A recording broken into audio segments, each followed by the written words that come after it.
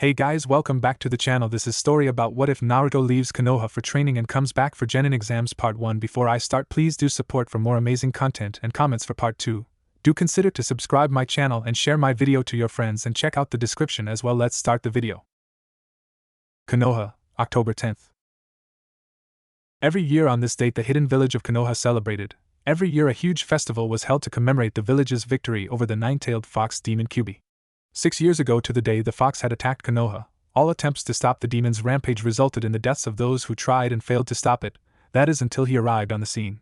Riding atop a large toad stood a man with yellow spiky hair wearing a white duster with flames decorating the bottom. Most knew this man well as both Konoha's Yellow Flash and Konoha's fourth Hokage, Minato Namikaze. Minato had managed to defeat the demon but gave his life in the process, and now the festival of the Kyubi was held each year to celebrate the Kyubi's defeat and to remember those who had lost their lives in the battle. However, there was one person in the village who wasn't celebrating. This person was a 6-year-old boy named Naruto Uzumaki. For the past 6 years of his life he had stayed in his home on October 10th. Every year he would look out the one window in his small apartment and watch the celebrations. He honestly longed to join in, but every year on the morning of October 10th he would receive a visit from the one person who had taken care of him, the third Hokage. Every year he would visit and every year he would give Naruto the same warning. Don't go outside today. It's not safe. Naruto sat at the window watching as fireworks shot into the air before exploding, one of the many perks of the festival. This is so unfair, Naruto thought to himself. Everyone else gets to go, so why can't I? It was true that everyone in the village was attending the festival, except him. Naruto had few friends, but even they were at the festival. Earlier that day they had asked Naruto if he was going with them. Naruto had made a few friends since entering the ninja academy a week ago: Shikamaru Nara, Choji Akimichi and Hinata Hyuga. Although he didn't think Hinata liked him very much, every time he tried to speak to her she would turn away quickly. Naruto continued to look out the window when suddenly he noticed something. He wasn't alone. Naruto quickly spun around when he felt someone behind him. There standing in the doorway was a woman. She had long black hair falling behind an olive-green chunin vest. The most notable thing about her was her ruby-red eyes, which were at this moment stained and wet. It looked like she had been crying recently. This woman was Genjutsu prodigy Kurenai Yuhi. Why you? Kurenai growled through clenched teeth as several tears fell from her eyes. It's all your fault. Naruto was confused at the woman's words. To his knowledge he had never met her before. Who are you? Naruto asked wearily. Kurenai reached behind her back and pulled a kunai from her hip pouch. Me? I'm the daughter of someone you killed, Kurenai screamed as she tossed the kunai forward. Her aim was true. The kunai struck Naruto's right shoulder. Arg! Naruto screamed in pain as he fell to his knees, gripping his bleeding shoulder. Naruto quickly turned around and started to crawl away, attempting to escape before this woman hurt him more. Before he could make it very far he felt a weight on his back push him to the ground. Kurenai was leaning down and had her knee against Naruto's back, holding him down. Before Naruto could say anything, Kurenai reached down and grabbed his injured arm. She pulled it back so it was pointing up into the air next to her. I saw you at the academy. Did you really think you could become a ninja? Let's see you do it with only one arm. Naruto's eyes widened when he realized what she meant. No, please don't, Naruto pleaded. Naruto's plea fell on deaf ears as Kurenai placed her free hand against Naruto's right elbow and with her other hand pulled his lower arm backwards sharply. A loud crack filled the air as Naruto's arm was pulled in the wrong direction. Oh! Naruto screamed loudly in pain. Kurenai wasn't done yet. His arm was broken, but it could still heal with time. She stood up and lifted her foot up above Naruto, and with a satisfied grin she stamped down onto Naruto's already broken arm. Naruto continued screaming as Kurenai continued to slam her heel into his arm time after time. With every strike, Kurenai could hear another crack come from his arm. After a few moments Kurenai stopped and stepped back. Naruto's right arm was a mangled mess. It was twisted in an awkward position. Every bone in his right arm was broken. It would never heal properly. Now I'm going to make you feel what my parents felt when you killed them, you devil, Kurenai said as she started performing several hand seals. Tiger, boar, rabbit, dog, ram. Suddenly Naruto found himself in the streets of Konoha. The sky was a blood-red color. As he raised his head to look for any kind of help he was met with a horrifying sight. All of Konoha was on fire, and walking the streets were horrible apparitions, humanoid creatures with blood-red eyes and skinless flesh and clawed hands. All these creatures were walking towards Naruto. Naruto tried to get away, But before he could make it very far, the creatures were upon him. They piled on tops of him and started biting and clawing at him to rip him to pieces. Kurenai watched as Naruto thrashed around on the ground screaming in both pain and fear. She was using her most powerful genjutsu on him. To Naruto's perception, he was being torn to pieces time and time again by hundreds of demons. There was also a time difference in the genjutsu. A minute in the real world was a week in the genjutsu. Kurenai continued to keep the technique active. She had trapped Naruto in it nearly 5 minutes ago, so to Naruto he had been trapped in the genjutsu for over a month, being constantly tortured and ripped apart by the demons. After the first few minutes, Naruto had stopped thrashing around and was silent. He was breathing heavily but never made a sound as he laid face down on the ground. Kurenai knew what was happening. Naruto was losing his mind. Kurenai smiled as she stepped forward and leaned down to him. It would just be a few more seconds before it was finished. "Look at me, you devil, I want to look into your eyes as all that you are slips away," Kurenai said as she grabbed his shoulder and turned him around to lie on his back. As she did, her eyes widened at what she saw. Tears were cascading down his face from eyes which were completely stoic and empty of any emotion. Kurenai slowly stood up and started stepping back as she remembered something she had learned years ago. Devils never cry," Kurenai muttered to herself as she felt tears welling up in her eyes as the horrible truth of what she had done dawned on her. "Oh God, what have I done?" Kurenai quickly placed her hands in the ram's seal and muttered, "Kai!" Release. The genjutsu was dispelled but Naruto remained still. Kurenai rushed to Naruto and lifted his head into her arms. "Naruto! Naruto, say something, please!" Kurenai said as tears fell from her eyes. Naruto still made no sign of recognition. The damage her genjutsu was meant to do had been done. Kurenai sat there for several minutes, hugging Naruto's head to her chest while rocking back and forth. She thought back to everything she had done to Naruto in the past 15 minutes, and cried harder. She had wanted to see all that Naruto was slip away, and now she had destroyed the mind of a 6-year-old child. Kurenai thought hard about what she could possibly do to help him, but if there was anybody who could help Naruto, it was the Hokage. She carefully slipped backwards and laid Naruto's head down carefully. "I promise, Naruto. I'll be back and I will bring you back," Kurenai whispered in Naruto's ear, hoping that in some way he could hear her. She then placed a light kiss on his forehead before standing up and running from the apartment building, but not before locking his door to stop anyone else finding him in this state, as they may decide to take advantage of it. Within Naruto's mind something was happening. Within the halls of his mind stood a large metal gate with a kanji 4 seal placed over it. Within the gate a presence stirred. Troublesome child couldn't even defend himself against a single human female. Outside the gate sat Naruto. He sat with his knees pulled up to his chest with his arms wrapped around them. This Naruto was all that was left of Naruto's sanity. Kyuubi knew that if Naruto remained like this, he would be easy pickings for the villagers. "I guess I have no choice, I'll help you, kid, but you had better not screw up," the Kyuubi growled from the other side of the gate. Slowly red chakra started to pour from the gate, and started to wrap around Naruto's prone form. Slowly Naruto raised his head to look at Kyuubi. "Okay, listen to me, kid, because I don't think we have much time. What I'm doing is going to help you. In the meantime, you have to leave this place. You have to leave Konoha, got it?" Kyuubi asked with a rough voice. Naruto slowly stood up and nodded. On the top floor of the Hokage Toad sat the third Hokage himself. He was straining to finish his paperwork so he could join the festivities outside. He honestly pitied the next ninja to take the position of Hokage. Just as the third Hokage paced his pen down and stood up, his office doors suddenly burst open and in ran a woman he recognized as Kurenai. "Hokage-sama!" Kurenai yelled as she entered the room.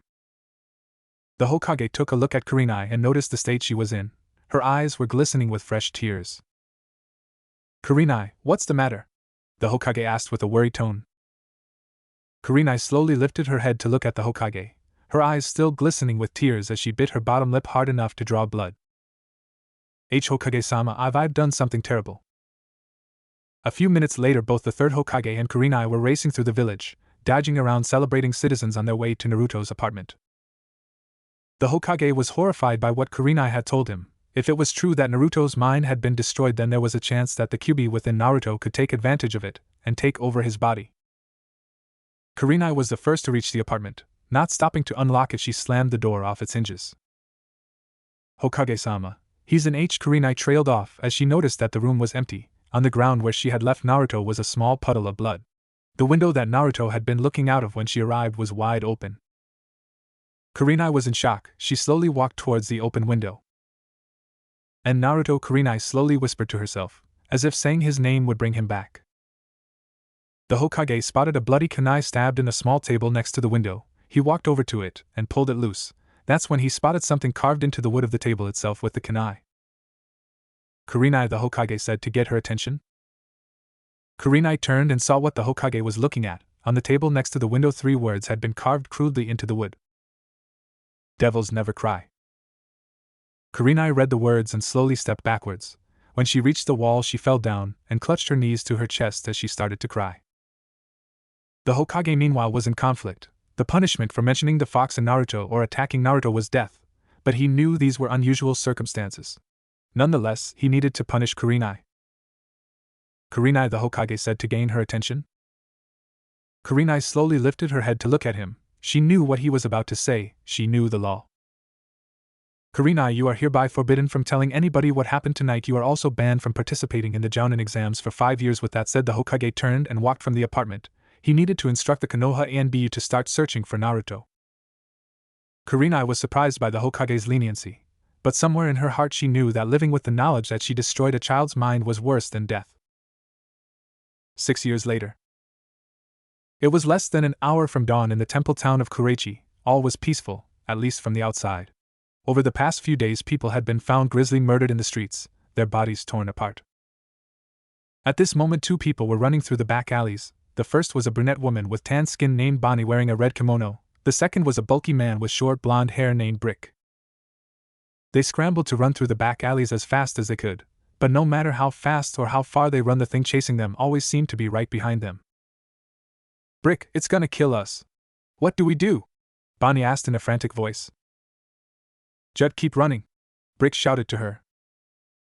They quickened their pace, but they could still hear its footsteps getting louder and louder as it gained on them. They ran top speed but were horrified when they came to a dead end at the end of the alley. Quick, back the other way, Brick shouted. They both turned to run back, but it was too late. Standing at the entrance of the alley they had just ran down stood a dark figure hidden by the shadows. As the dark figure started walking towards them, Bonnie fell to her knees with her face in her hands as she started to weep. Please don't hurt me, Bonnie pleaded as she wept into her hands. The footsteps got closer and closer until eventually the figure was standing directly over Bonnie. Nice try, the dark figure said, but devils never cry. Suddenly Bonnie's head snapped up from her hands with changed features. Her eyes shone blood red and her teeth had become fangs. Absolutely no tears were on her face. She suddenly jumped from her kneeling position and lunged at the dark figure. Rafa! Bonnie roared in demonic rage. Boom! Something in the dark figure's left hand flashed as the booming sound filled the area. Bonnie's head snapped back almost immediately. She fell to the ground with a gunshot wound to her forehead. After a few seconds of silence, her body turned to dust and was blown away in the breeze. Brick saw his girlfriend killed and stepped back against the wall, his eyes glowing red just as hers had. The dark figure stepped forward into the moonlight, revealing his features for the first time since he had been chasing the two. He had spiky blonde hair and light blue eyes. He had 3 whisker markings on each cheek. He wore black boots, red pants, and a black turtleneck covered with a crimson-red vest which was buckled shut with 4 metal clasps. Finally, he wore a red duster the same color as his vest, but the bottom of the coat was decorated with orange and yellow flames. His left hand held a large silver revolver gun that was aimed right at him. His right arm, however, was in a sling, and a metal cast completely covered his arm below the elbow. Who are you? Brick asked in a demonic voice. The figure stepped towards Brick and lowered his gun. Naruto Uzumaki, Demon Hunter. Naruto introduced himself just as he backhanded Brick hard across the face, causing him to fall backwards into a pile of trash bags. Naruto stood over Brick and pointed his gun directly at his face. Now where is it? Naruto asked, as if Brick knew what Naruto was talking about. Brick's eyes widened when he realized what Naruto was after. No, I can't tell you. Even if I do tell you, you'd kill me, Brick stuttered. Naruto grinned as he holstered his gun and grabbed Brick by the collar and pulled him to his feet. Take me to it, and I'll consider you a loose end, Naruto said with a smile as he tossed Brick towards the alley entrance. Brick thought about it for a moment. By the looks of it, this Naruto kid could only use one arm. If he took him to it, then the other demon guards could overpower him. Fine, Brick stuttered. 10 minutes later. In a small building on the edge of Kureichi town sat 3 people, all sat around a small table in the center of a large empty room. 6 pillars in the room held the building up, and there were only 2 other doors, the door leading out of the building and the heavy metal door leading to what they were guarding. The only light in the room came from the moonlight overshining through a skylight window above them. These 3 had been instructed to guard this building with their lives. "Ha, full house!" one of the men shouted as he slammed his cards down for all to see and quickly leaned forward to grab his money. "Hold it, pal," the second one said as he revealed his cards. "Straight flush," the man said with a smile on his face as he pulled the money towards him. "Damn it," the first man said as he punched the table. "What do you have?" he asked the one who hadn't spoken yet. "Well, the third man trailed off as he strained to look at his cards. A sudden darkness had filled the room and it shadowed his cards. Realizing something was wrong, he looked up just in time to see the skylight window above them shatter. Somebody dressed in red flipped backwards through the window and fell at least 15 meters before landing crouched on their table. "What the F?" the first man shouted. Just the boy in red reached behind his back with his left hand and quickly whipped out a bulky silver gun and aimed it in his face. "It's called the Royal Flush," Naruto said, indicating his gun when Naruto smirked as he pulled the trigger. Boom! The man fell backwards on his chair as the bullet ripped right through his skull. He quickly turned to dust soon after. The other 2 men quickly got up from their chairs and backed off from the kid in red. Naruto slowly turned his head to look at the other 2. They noticed a small amount of blood from their slain leader splattered across the boy's face. Slowly the features on the 2 remaining guards' faces started to change. Their eyes turned red, their teeth turned to fangs, and their skin grew pale. Naruto hopped off the table and turned to face them. As he did, he noticed smiles appear on their faces. This was normal. Demons often underestimated him once they saw his right arm. Naruto held his revolver, the Royal Flush, in the left hand. Naruto smirked as he started to twirl the gun on one finger. "Well, this hardly seems fair here. Let me make it even," Naruto said as he quickly flicked his left and Royal Flush left his hand and flew towards the demon to his left. The demon wasn't ready for it, and the gun sailed right past his right shoulder. He turned his head to watch the gun as it flew past him. That's when he realized his mistake. He had taken his eyes off his enemy. The demon quickly snapped his head back towards Naruto, but it was too late. He was gone. The demon was about to look around to see where Naruto had gone but froze as he heard the clicking sound of the hammer of a gun being cocked back behind him. The other demon was shocked at what he had seen. The kid had thrown his gun, moved behind his accomplice, caught the gun in midair, and was now pointing the gun at the back of his head. Boom! The demon's head was blown off and turned to dust. The rest of his body turned to dust before it even hit the ground. With 2 of the demons dead, Naruto turned to face the last one. "Why, you're not human!" the last demon yelled. Naruto smirked at the comment. "Well, you're half right," Naruto said as he lifted his gun and aimed it at the final demon. "It pisses me off to no end when demons masquerade as human," Naruto started to say. The demon wasn't about to wait around to join his friends. He quickly turned around to run for the exit. But as soon as he turned away from the boy in red, he found himself looking down the same gun barrel as he had less than a second ago. In the time it had taken for the demon to turn around, Naruto had already moved ahead of him. "How?" the demon asked. "No demon or human is that fast." Boom! The final demon fell to the ground, missing half of his head before turning to dust. With the demons finished, Naruto holstered his gun and turned around and faced the heavy metal doors. After reaching the door, he placed his palm against the door and pushed. It didn't budge. Naruto pondered the best way to open it. That's when Naruto noticed a small control panel to the right of the door. Naruto walked up to it, and it seemed to recognize his presence because it suddenly sparked to life. "Please state your name," an electronic voice sounded from the control panel. "Yem, I'll take a large pepperoni pizza with fries and a strawberry shake, and for dessert I think I'll take a 2,000-year-old demonic sword, and don't forget the ketchup," Naruto said as he leaned against the wall next to the controls. "Name unrecognized. Alarm has been sounded. Please await personnel's arrival." "Okay, but don't expect a tip," Naruto said with a sigh. Naruto pushed away from the wall and quickly spun around to face the control panel with his gun drawn. Boom! The control panel shattered as the bullet ripped through it. With a hiss of air, the metal doors slowly opened. Naruto holstered his gun and walked inside. As soon as he did, he spotted what he had been looking for. Displayed on a pedestal in the center of the room was a sheathed katana in a blue scabbard.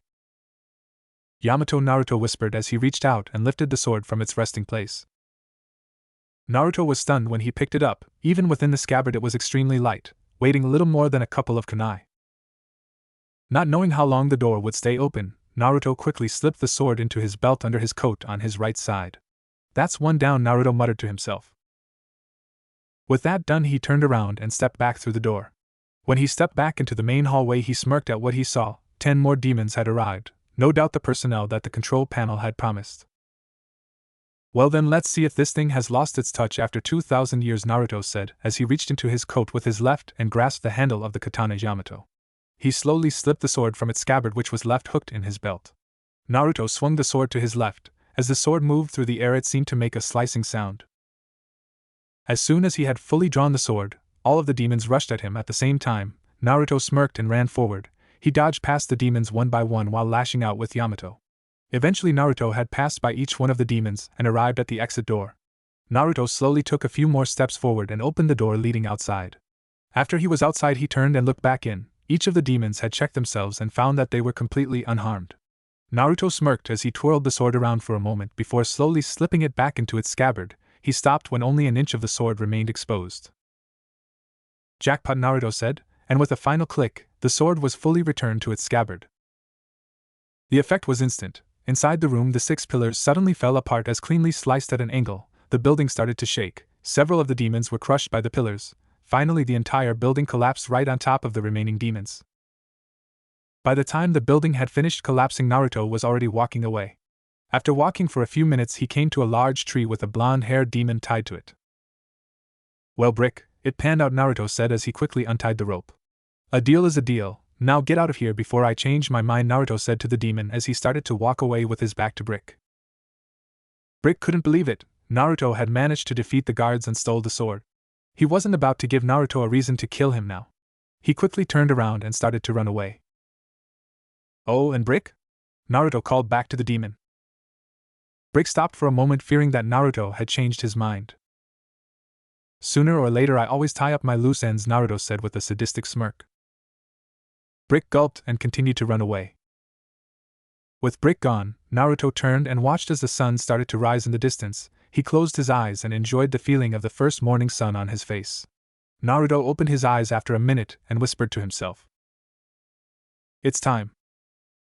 Naruto checked his equipment before he turned around and started to walk east with a destination in mind. It was time to go back home. I wonder if they'll recognize me, Naruto wondered as he started the walk to Konoha. According to his calculations, the Genin exams for his generation of ninja was to be held tomorrow. Karachi town was only a 4-hour walk to and from Konoha. Naruto quickly turned around and started to crawl away, attempting to escape before this woman hurt him more. Before he could make it very far, he felt a weight on his back push him to the ground. Kurenai was leaning down and had her knee against Naruto's back, holding him down. Before Naruto could say anything, Kurenai reached down and grabbed his injured arm. She pulled it back so it was pointing up into the air next to her. I saw you at the academy. Did you really think you could become a ninja? Let's see you do it with only one arm. Naruto's eyes widened when he realized what she meant. No, please don't, Naruto pleaded.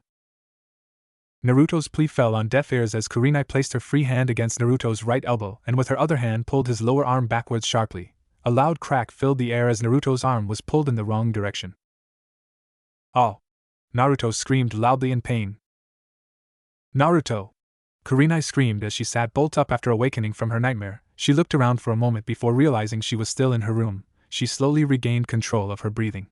Kurenai looked to her bedside desk and saw her clock read 9:37 a.m. Wiping the sweat that covered her forehead, she stepped out of bed and went about her morning rituals. The nightmare about Naruto was nothing new to her. She had the same one at least once a week. After being forbidden from participating in the Jounin exams for 5 years, Kurenai Yuhi was finally a special Jounin specializing in genjutsu. After the incident with Naruto, Kurenai had spent a lot of time researching ways to reverse the effects of genjutsu on the human mind. This research had in turn developed her knowledge and skill in genjutsu. Now her skills in the art were unmatched in every way. In the past 5 years, Kurenai had also befriended Hinata Hyuga. Naruto's disappearance seemed to hit her worst of all. It seemed that before he disappeared, the young heiress had a crush on the young Uzumaki despite only knowing him for a week. Hinata always had self-doubt issues. These doubts rose considerably when Naruto left, and eventually lead to her skills as a ninja diminishing.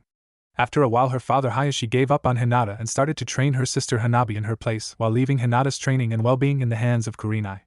Hinata now lived with Kurenai. For 6 years Kurenai had held her tongue. not telling anybody about what she had done, not even her best friend Anko. It broke Kurenai's heart each time she heard Hinata crying at night, knowing that it was her fault he was gone, and most likely dead, yet still unable to tell anyone.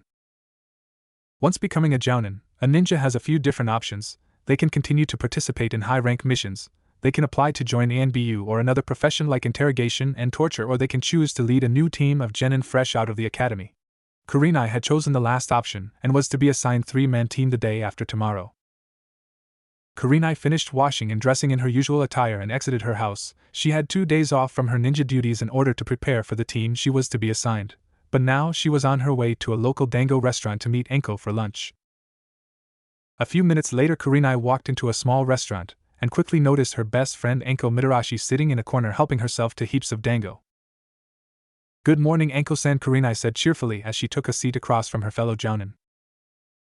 Anko managed to pull her attention away from her dango for long enough to realize Kurenai had arrived. "What took you so long?" Anko managed to ask despite a mouthful of food. Naruto grinned as he finally came within sight of the gates to Konoha. The last time he had walked through these gates was 6 years ago, in human time at least. As Naruto approached the gate, 2 Chunin stepped from behind a desk and got in his way. "Halt, state your name and business here," a Chunin with a burn scaring across his nose said. Naruto smirked. It seemed that they didn't remember him.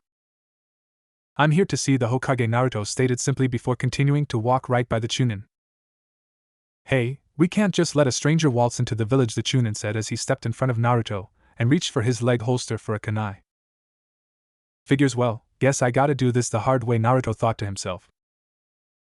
In a movement faster than the Chunin could follow, Naruto leaped high up into the air over the gate and landed on a nearby rooftop in the village.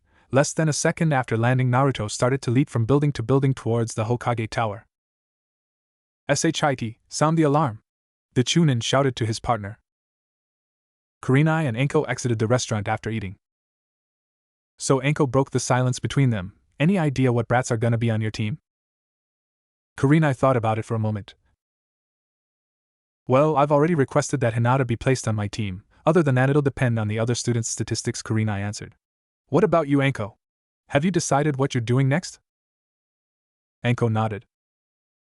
"Yeah, yesterday Hokage-sama asked me to overlook the second phase of the next Chunin exams along with Ibiki and Ginma." Kurenai was about to make a comment like "those poor kids," but was interrupted by a loud ringing noise coming from the Konoha gates. Kurenai and Anko immediately dropped their carefree attitude. The only time the gate bell rings is when an intruder breaks into the village. "So, somebody's got a death wish," Anko said with a sadistic smirk. Anko and Kurenai looked at each other for a moment before nodding. A moment later, they both leaped to the nearest building and started running towards the disturbance. After a few minutes, they spotted somebody wearing a red coat with orange flames decorating the bottom running across rooftops. They were about to move to intercept him when they suddenly saw another ninja appear in front of the intruder. Naruto couldn't help but feel that something was wrong. He had broken through the gates more than 3 minutes ago, and still nobody was following him. Naruto looked ahead of himself and suddenly skidded to a halt when he noticed somebody standing directly between him and the Hokage Tower. This ninja wore a green jounin vest and a mask covering his lower face. The ninja's forehead protector covered his left eye. Instead of Naruto, the ninja's attention seemed to be on a small orange book he was reading. "You know," the ninja said without looking up from his book, "it isn't a smart thing to break into a ninja village. Anyone who does is either stupid or has a death wish. So for the tombstone, what's your name?" the ninja asked, still without looking up from the book. Naruto smirked. He loved it when people underestimated him. "Before asking somebody else their name, you should really introduce yourself," Naruto said in a scolding tone. "You don't need to know my name," the ninja said with a carefree tone which was starting to annoy Naruto, and yet Naruto still smiled. "Well then, allow me. Your name is Hatake Kakashi, jounin of Konoha. Your birthday is September 15th and you are 26 years old. You're a Virgo. You graduated from the Ninja Academy when you were 5 and became a Chunin at the age of 6. You're 6 feet tall and weight 150 pounds. Blood type O. Your favorite food is grilled mackerel with salt and eggplant miso soup. Your left eye had the bloodline ability of Sharingan, with which you are said to have copied more than 1,000 jutsu. To date you have completed 197 D-rank missions, 189 C-rank missions, 413 B-rank missions, 276 A-rank missions and 38 S-rank missions, and your hobby is reading books like this one." Naruto finished his rant as he lifted his left hand, which was holding a small orange book. Kakashi was shocked. He had finally looked up from his book about halfway through Naruto's rant when he realized that this intruder knew everything about him. His shock was increased further when he saw the book in Naruto's hand was identical to his own. He looked back down at this book only to find he was now holding a small square piece of wood instead of his book. What, when did he? Kakashi muttered to himself but stopped when his mind registered something blonde hair, coat with flame designs. And Minato-sensei? Kakashi wondered as he looked back up to the intruder. It was true that he looked like Minato, but there were several differences, the most notable being the 6 marks on his cheeks. And Naruto! Kakashi practically screamed as his one visible eye widened. A few rooftops away, Anko and Kurenai stood watched and listened. Kurenai's eyes widened in shock when she heard Kakashi say the intruder's name. Naruto continued to smile. He truly loved messing with his opponents. But alas, it was time his fun came to an end as he sensed 2 ninja watching them as well as 2 more approaching them rapidly from behind. Well, it's been fun, but I gotta go, Naruto said as he tossed the orange book towards Kakashi.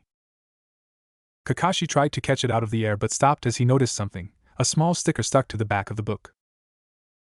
And oh, Kakashi screamed his horror as the tag detonated. It wasn't powerful enough to damage anything. Unfortunately, the book seemed to explode into hundreds of charred pages. Kakashi's eyes were watering as he scrambled to grab the pages out of the air, as if there was some faint hope that they could be saved. Kakashi was so preoccupied by the remains of his book that he failed to notice Naruto running towards him before it was too late. Naruto jumped and planted his foot right into Kakashi's face. It wasn't so much to kick him but to use him as a stepping stone. Naruto used his leverage to jump from Kakashi's face high up into the air towards Hokage Tower. As Naruto flew higher into the air, he turned around to see Kakashi scrambling back to his feet just as he was joined by 2 other jounin. Spread the word, Naruto shouted down to his audience. Naruto Uzumaki has returned to Konoha. Naruto finished with a toothy grin before disappearing onto the roof of the Hokage Tower. Kakashi got back to his feet and looked up to where Naruto had jumped just as Asuma and Guy arrived on the scene. Naruto, he's back, Kakashi whispered. Asuma and Guy had arrived just in time to hear Naruto's last statement. Uzumaki, I heard he disappeared 6 years ago. Nobody knows how or why, Asuma said. As the other jounins continued to speak, Kurenai was in a world of her own. Naruto was back. After 6 years he was finally back, and best of all, he was saying. Kurenai's eyes had started to water. A mixture of emotions were swirling through her mind. Her tears were both tears of sadness, as she remembered what she did to him, as well tears of happiness for seeing that he was alive, and had somehow regained his mind. Kurenai! Anko said loudly into Kurenai's ear for the 3rd time while clicking her fingers in front of Kurenai's face. Kurenai finally snapped out of her thoughts. What? Kurenai asked while trying to wipe her tears away. I said let's go, the others have already gone after the brat. Anko said as she followed Kakashi and the others. Sarutobi, the 3rd Hokage, had been hip deep in paperwork when the alert had been sounded. He was now looking out his window in an attempt to see what all the fuss was about. Hey old man, what you looking at? A voice came from behind him. Sarutobi stiffened for a moment. Somebody else was here. When did? Sarutobi whispered to himself as he spun around ready to defend himself. After he spun around to see who had spoke, he froze. Sitting in a chair in front of his desk was a boy in a red coat with his feet up and resting on the desk. Sarutobi took a long look at the kid's face, blonde spiky hair, 3 marks on either cheek and blue eyes. And Naruto? Sarutobi asked with a half-smile. Naruto grinned as he stood back up. Heh, so you do remember me, Naruto said with a genuine smile. Oh, sorry about the ruckus outside, I had a little trouble getting here. What kind of trouble? Sarutobi asked worriedly. As soon as Sarutobi's words were said, the door to the office burst open and 5 jounin stormed in, Kakashi, Guy, Asuma, Anko, and to his surprise, Kurenai. Oh boy, this is going to be interesting, Sarutobi thought to himself as he felt a headache coming. As soon as she entered the room, Anko saw Naruto standing near the Hokage and wasted no time in drawing a kunai and flicking it towards Naruto. Naruto quickly reached out and grabbed the kunai out of the air before it struck him. He twirled the kunai around a couple times before speaking. You know, it's still technically against the law to attack me, Naruto said with a smile. Naruto took a quick glance at the group of ninja that had followed him. He stopped for a moment when he saw Kurenai. His gaze lingered over her for a moment before he turned away in an uninterested fashion. Kurenai saw this, and at that moment she would have given anything to know what he was thinking. He probably hates me, Kurenai thought to herself as she felt more tears straining against her eyes. Naruto is correct. It is still against the law to attack him, Sarutobi said as he walked around the desk. Anyway, I think you have some explaining to do. Where have you been, Naruto? Naruto thought about it for a moment. Well, I've been working just about everywhere, all across Fire Country, Wind Country, pretty much all over the ninja nations. I even spent a few months in America. It was there that I discovered the bliss that is pizza. Naruto was about to continue until the Hokage interrupted. Naruto, what are you talking about? Sarutobi asked. Pizza? It's a baked bread covered with tomato puree and mozzarella cheese, although I like some pepperoni topping added as well as. No, not pizza! Sarutobi eventually yelled in annoyance. Naruto frowned. I get the feeling you're upset, Naruto said. Oh really, what was your first clue? Sarutobi said sarcastically. Well, your dismissive attitude towards pizza for one thing, Naruto said with a pout. Anko found herself trying to suppress a smirk as she saw a vein bulge in the Hokage's forehead. Naruto, what do you mean you've been working everywhere? Sarutobi asked with a sickly smile as he clenched his teeth. Oh, I a demon hunter now, Naruto said dismissively as if it meant nothing important. Everyone looked at him with wide eyes. You're a what? Sarutobi asked, thinking he had heard Naruto wrong. A demon hunter. I travel from village to village hunting and exterminating them. It seems no matter what village I end up in, there is always some demonic presence. However, years ago I made a promise that I would become a ninja and eventually Hokage, and I never go back on my word, so I'm here to take the Genin exam. It's tomorrow, right? Naruto asked. Sarutobi took a few moments to digest everything that Naruto had told him. Even after what happened, he still wanted to become a ninja. Well, what skills do you have? Sarutobi asked. I have basic ninja skills, but my main strength is in Kenjutsu, Naruto explained. He was about to say something else but was interrupted by a loud snort from Kakashi. Is that all? That hardly qualifies you to become a ninja, Kakashi asked mockingly. Naruto had a smirk plastered across his face. No, that's not all. I was also able to break past the defenses of this village, including a pervert jounin, and infiltrated the Hokage's office without him noticing, Naruto said as he smirked at both Kakashi and the Hokage. How about now, you think I qualify? Naruto finished with a cocky tone. Kakashi though hard trying to come up with a comeback, that when he noticed Naruto's arm. What about your arm? Kakashi said while pointing at Naruto.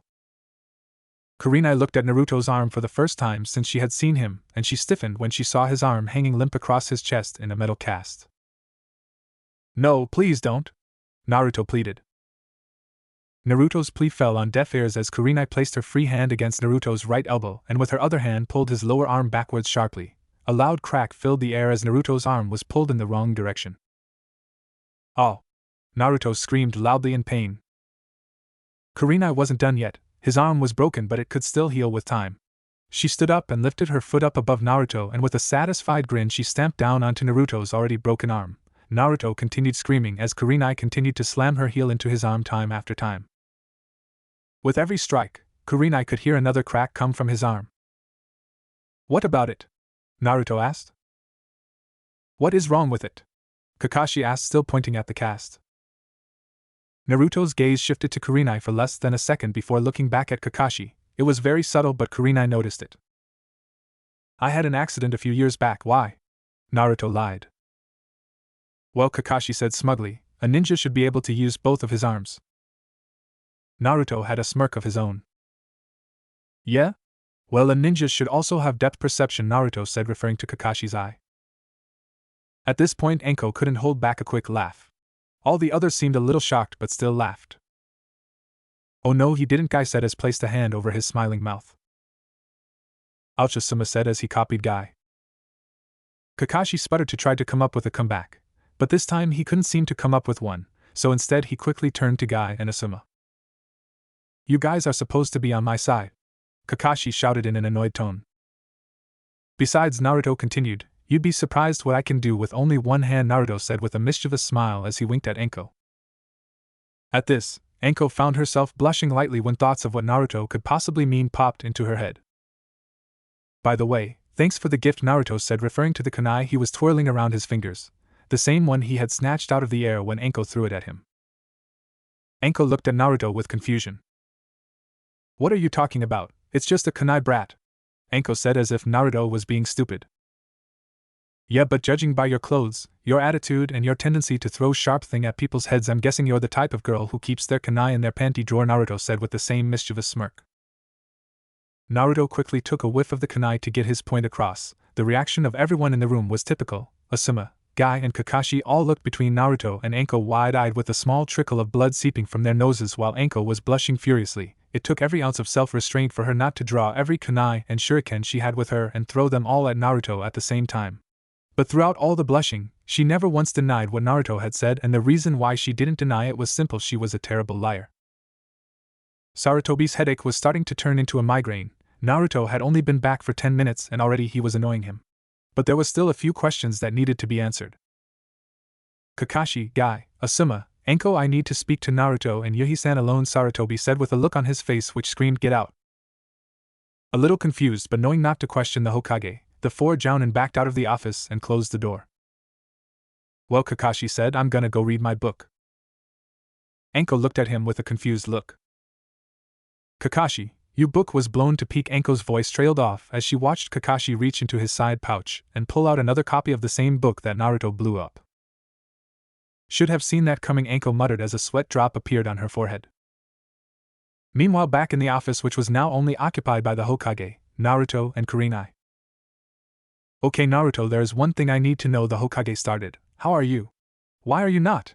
The Hokage muttered, trying to get the question right. Babbling incoherently while lying on the ground in a puddle of my own drool. Naruto finished the Hokage's question. Not quite the way I would have said it, but the Hokage mumbled. Naruto smiled before saying one word. Kyuubi. Both the Hokage and Kurenai stiffened. Naruto smiled at their reactions. Naruto, you know about the Sarutobi stopped speaking when he saw Naruto nodding. Yes, I know about him. After what happened 6 years ago, I was left in a vulnerable state. The Kyuubi was worried that somebody would try to finish me off while I was unable to defend myself. It was within his best interest to restore my mind. But the process took several months, so he had me subconsciously sneak out of Konoha. After I was well again, I started to train myself to hunt demons, Naruto finished. After Naruto finished speaking, the room was silent for several moments. Thoughts were surging through Sarutobi's mind. He seemed to weigh the pros and cons of the current situation before finally coming to a decision. Okay, the Genin exam is tomorrow morning. If you pass, then you will be placed on a 3-man cell under a Jounin sensei.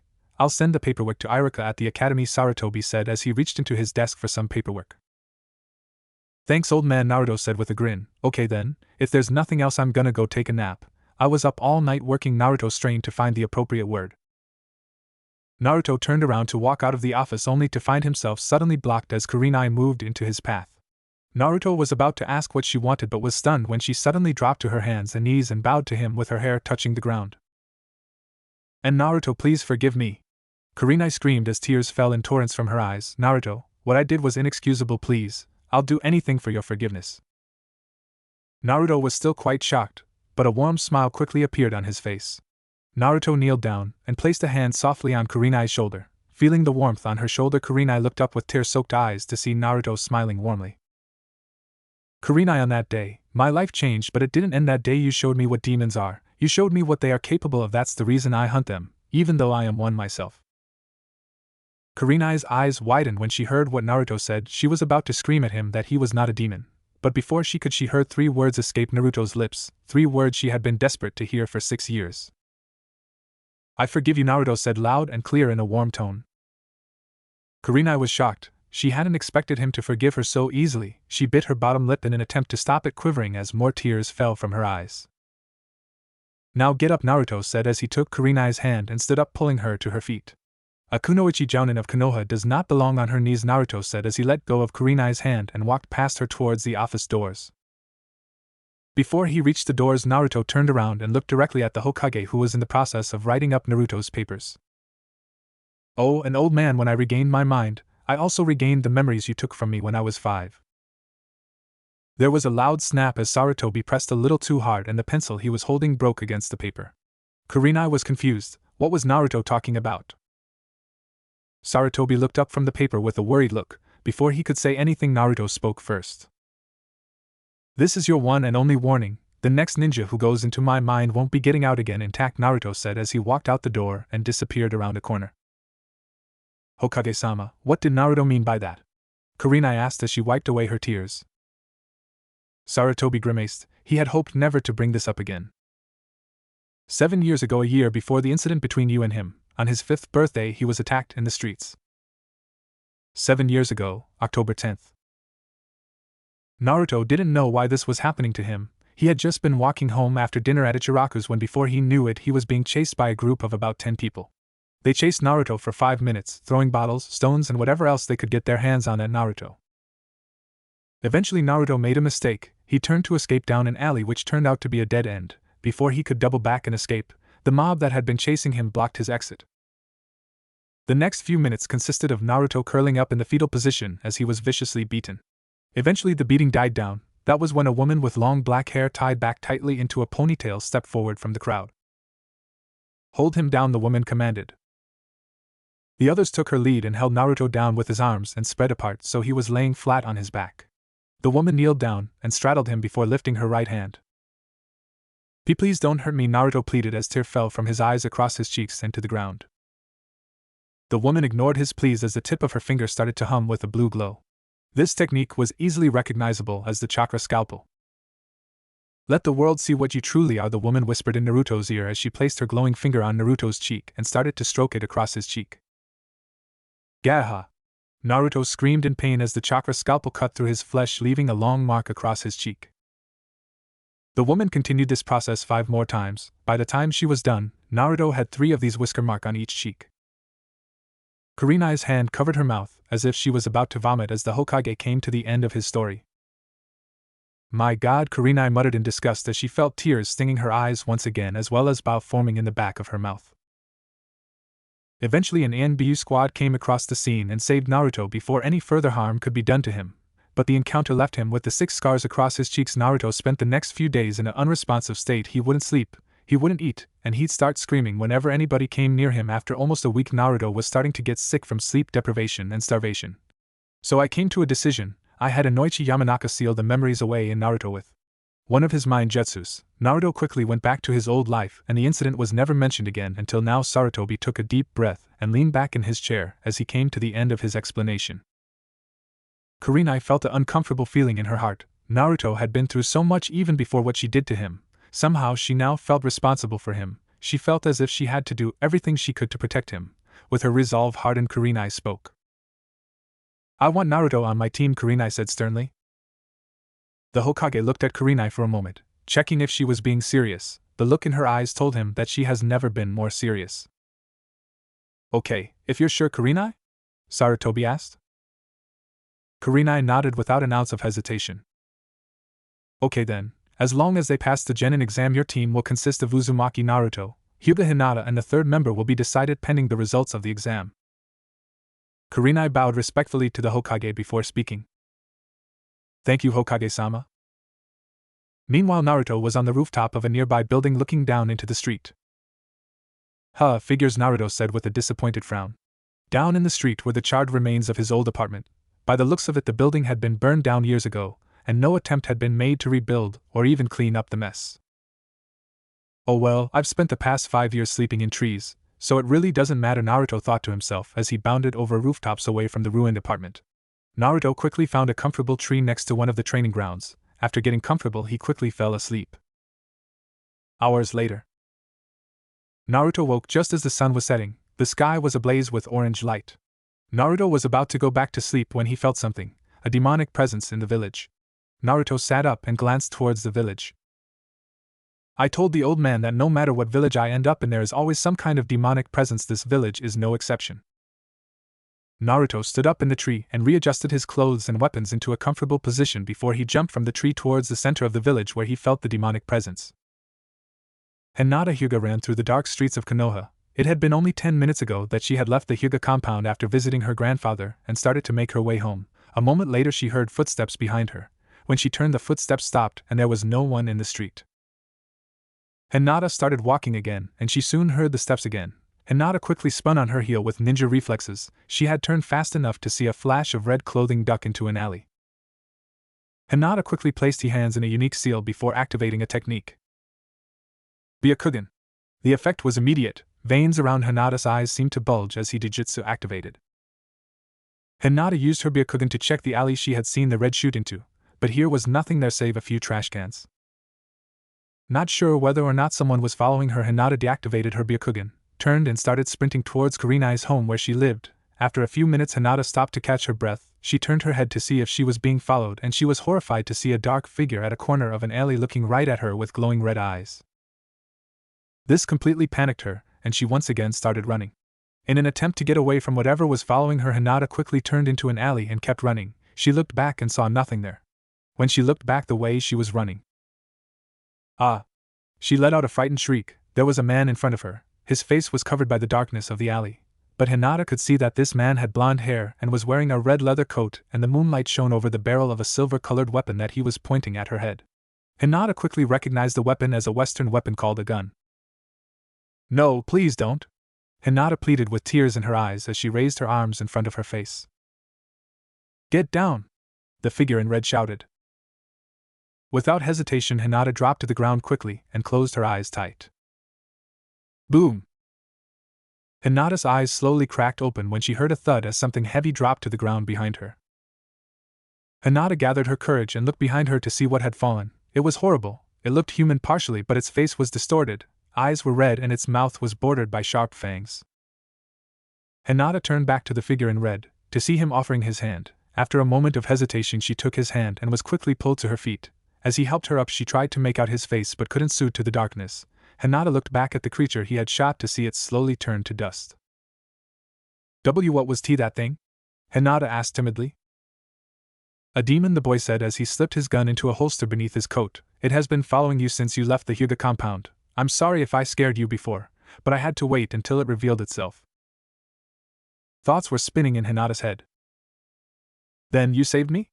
Hinata asked while still looking at the disintegrating monster. Hinata turned back to the boy in red and bowed with her hands clasped together. Arigato, I'm Hinata Hyuga.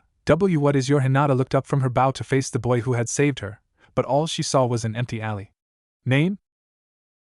After a quick check with her Byakugan, Hinata could find no trace of the boy in red. Deciding it may not be a good idea to dawdle, Hinata started to run back home. All the while she was running, Hinata failed to notice the same boy who had saved her jumping across rooftops, keeping an eye on her to make sure she got home safely. After arriving at Kurenai's house, Hinata meant to tell Kurenai what had happened, but to her dismay she was not home yet.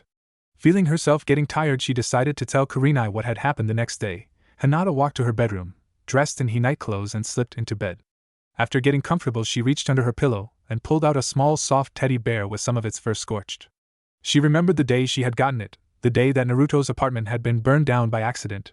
Hinata had foraged through the wreckage for an hour before finding the teddy underneath the remains of Naruto's bed. It was all she had left of him. Naruto-kun, Hinata mumbled as she hugged the teddy tightly against her chest, and a single tear fell from her right eye as she blew out the lamp next to her bed and fell into her slumber. Naruto has stayed on a rooftop across from the house that Hinata had run into. He waited long enough to make sure no other demons were after her. After he saw the light from a lamp go out, he decided that she should be safe and continued his patrol of the village. After patrolling for another hour, Naruto found himself standing in the middle of a training ground. Naruto smirked as he felt the demonic presence start to rise. All around him, demons started to crawl from behind trees, from under the very ground itself, from out of a small lake nearby. Naruto smiled as he reached into his coat with his left hand and drew his revolver. Time to go to work, Naruto said as he pulled back the hammer on the gun with a loud sielkuk. Over the next few minutes, several citizens of Konoha were woken up by loud booming noises. However, the sound soon ended and the rest of the night was peaceful. Naruto slowly awoke from his sleep. He slowly inched his eyes open to get used to the light of the rising sun. Thud!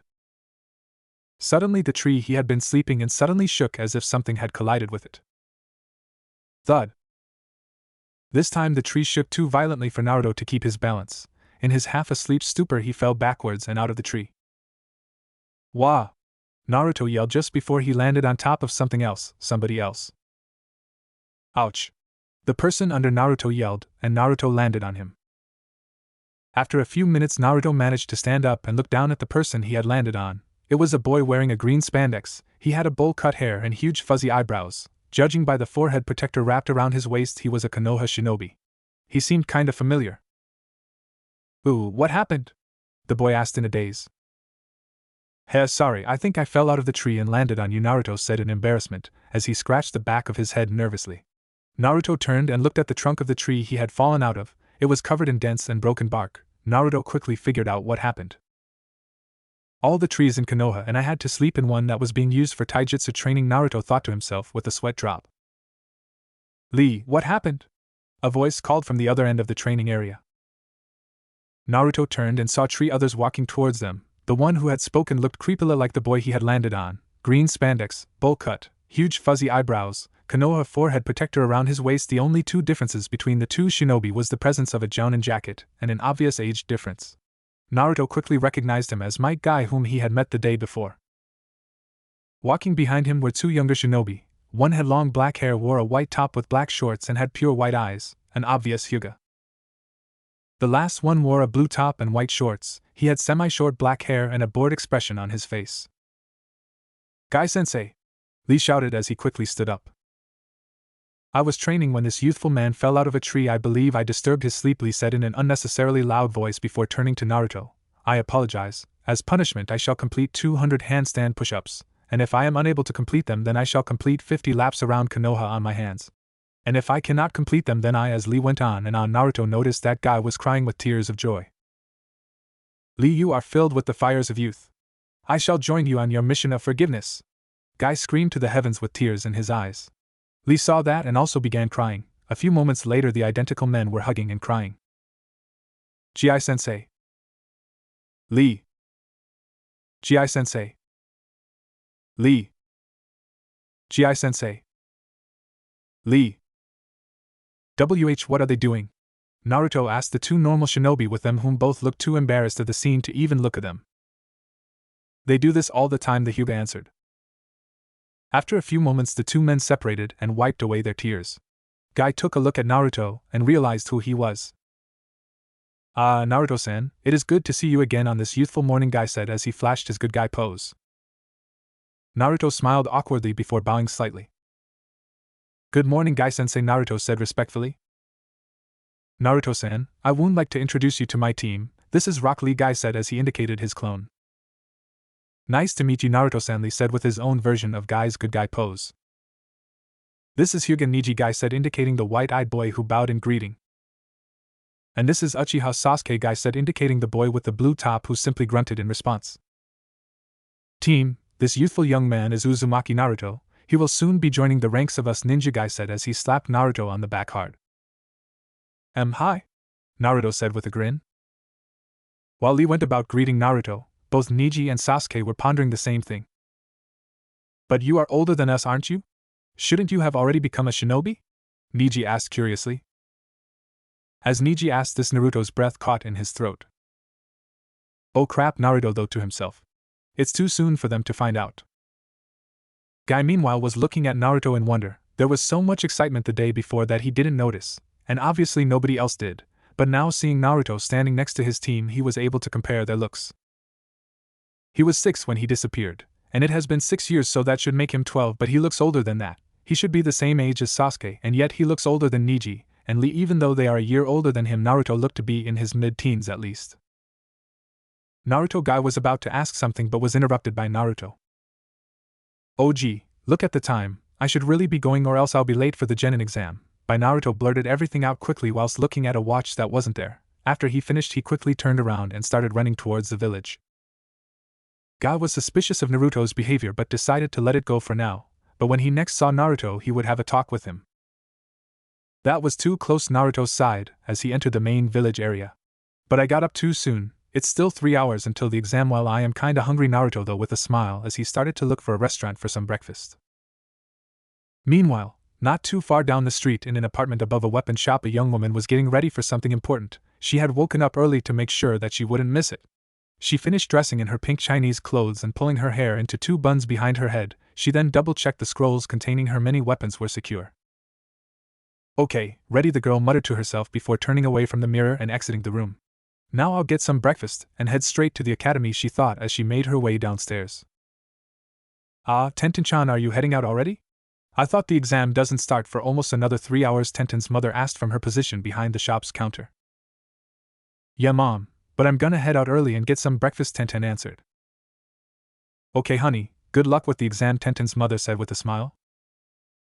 I screwed up last time, it won't happen again, Tenten thought as she left the shop. This was the second time Tenten was going to be taking the Genin exam, last year thanks to an incident she had failed. Tenten's family shop was on the main street of Konoha, so she didn't need to walk far to find a restaurant. She walked in and took a quick look around. The place was almost full. The only free seat was in a booth opposite a blonde boy wearing a red coat who seemed to be looking at a menu. Usually Tenten would just look for somewhere else to eat, but she was hungry. Mind if I join you? There's nowhere else to sit, Tenten asked the boy in red awkwardly. The boy lowered the menu to look at who had spoken, and Tenten took in what he looked like. He looked slightly older than her. He had blonde spiky hair, bright blue eyes and 3 thin marks on each cheek. As he lowered the menu, Tenten also noticed that his right arm was in a metal sling across his chest. Yes, of course, I don't mind at all, he said with a smile. For some reason Tenten found herself blushing when he smiled at her. Thanks, Tenten said as she took a seat opposite him. I'm Naruto Uzumaki, and you are? Naruto asked. Tenten, nice to meet you, Tenten answered as she picked up a menu.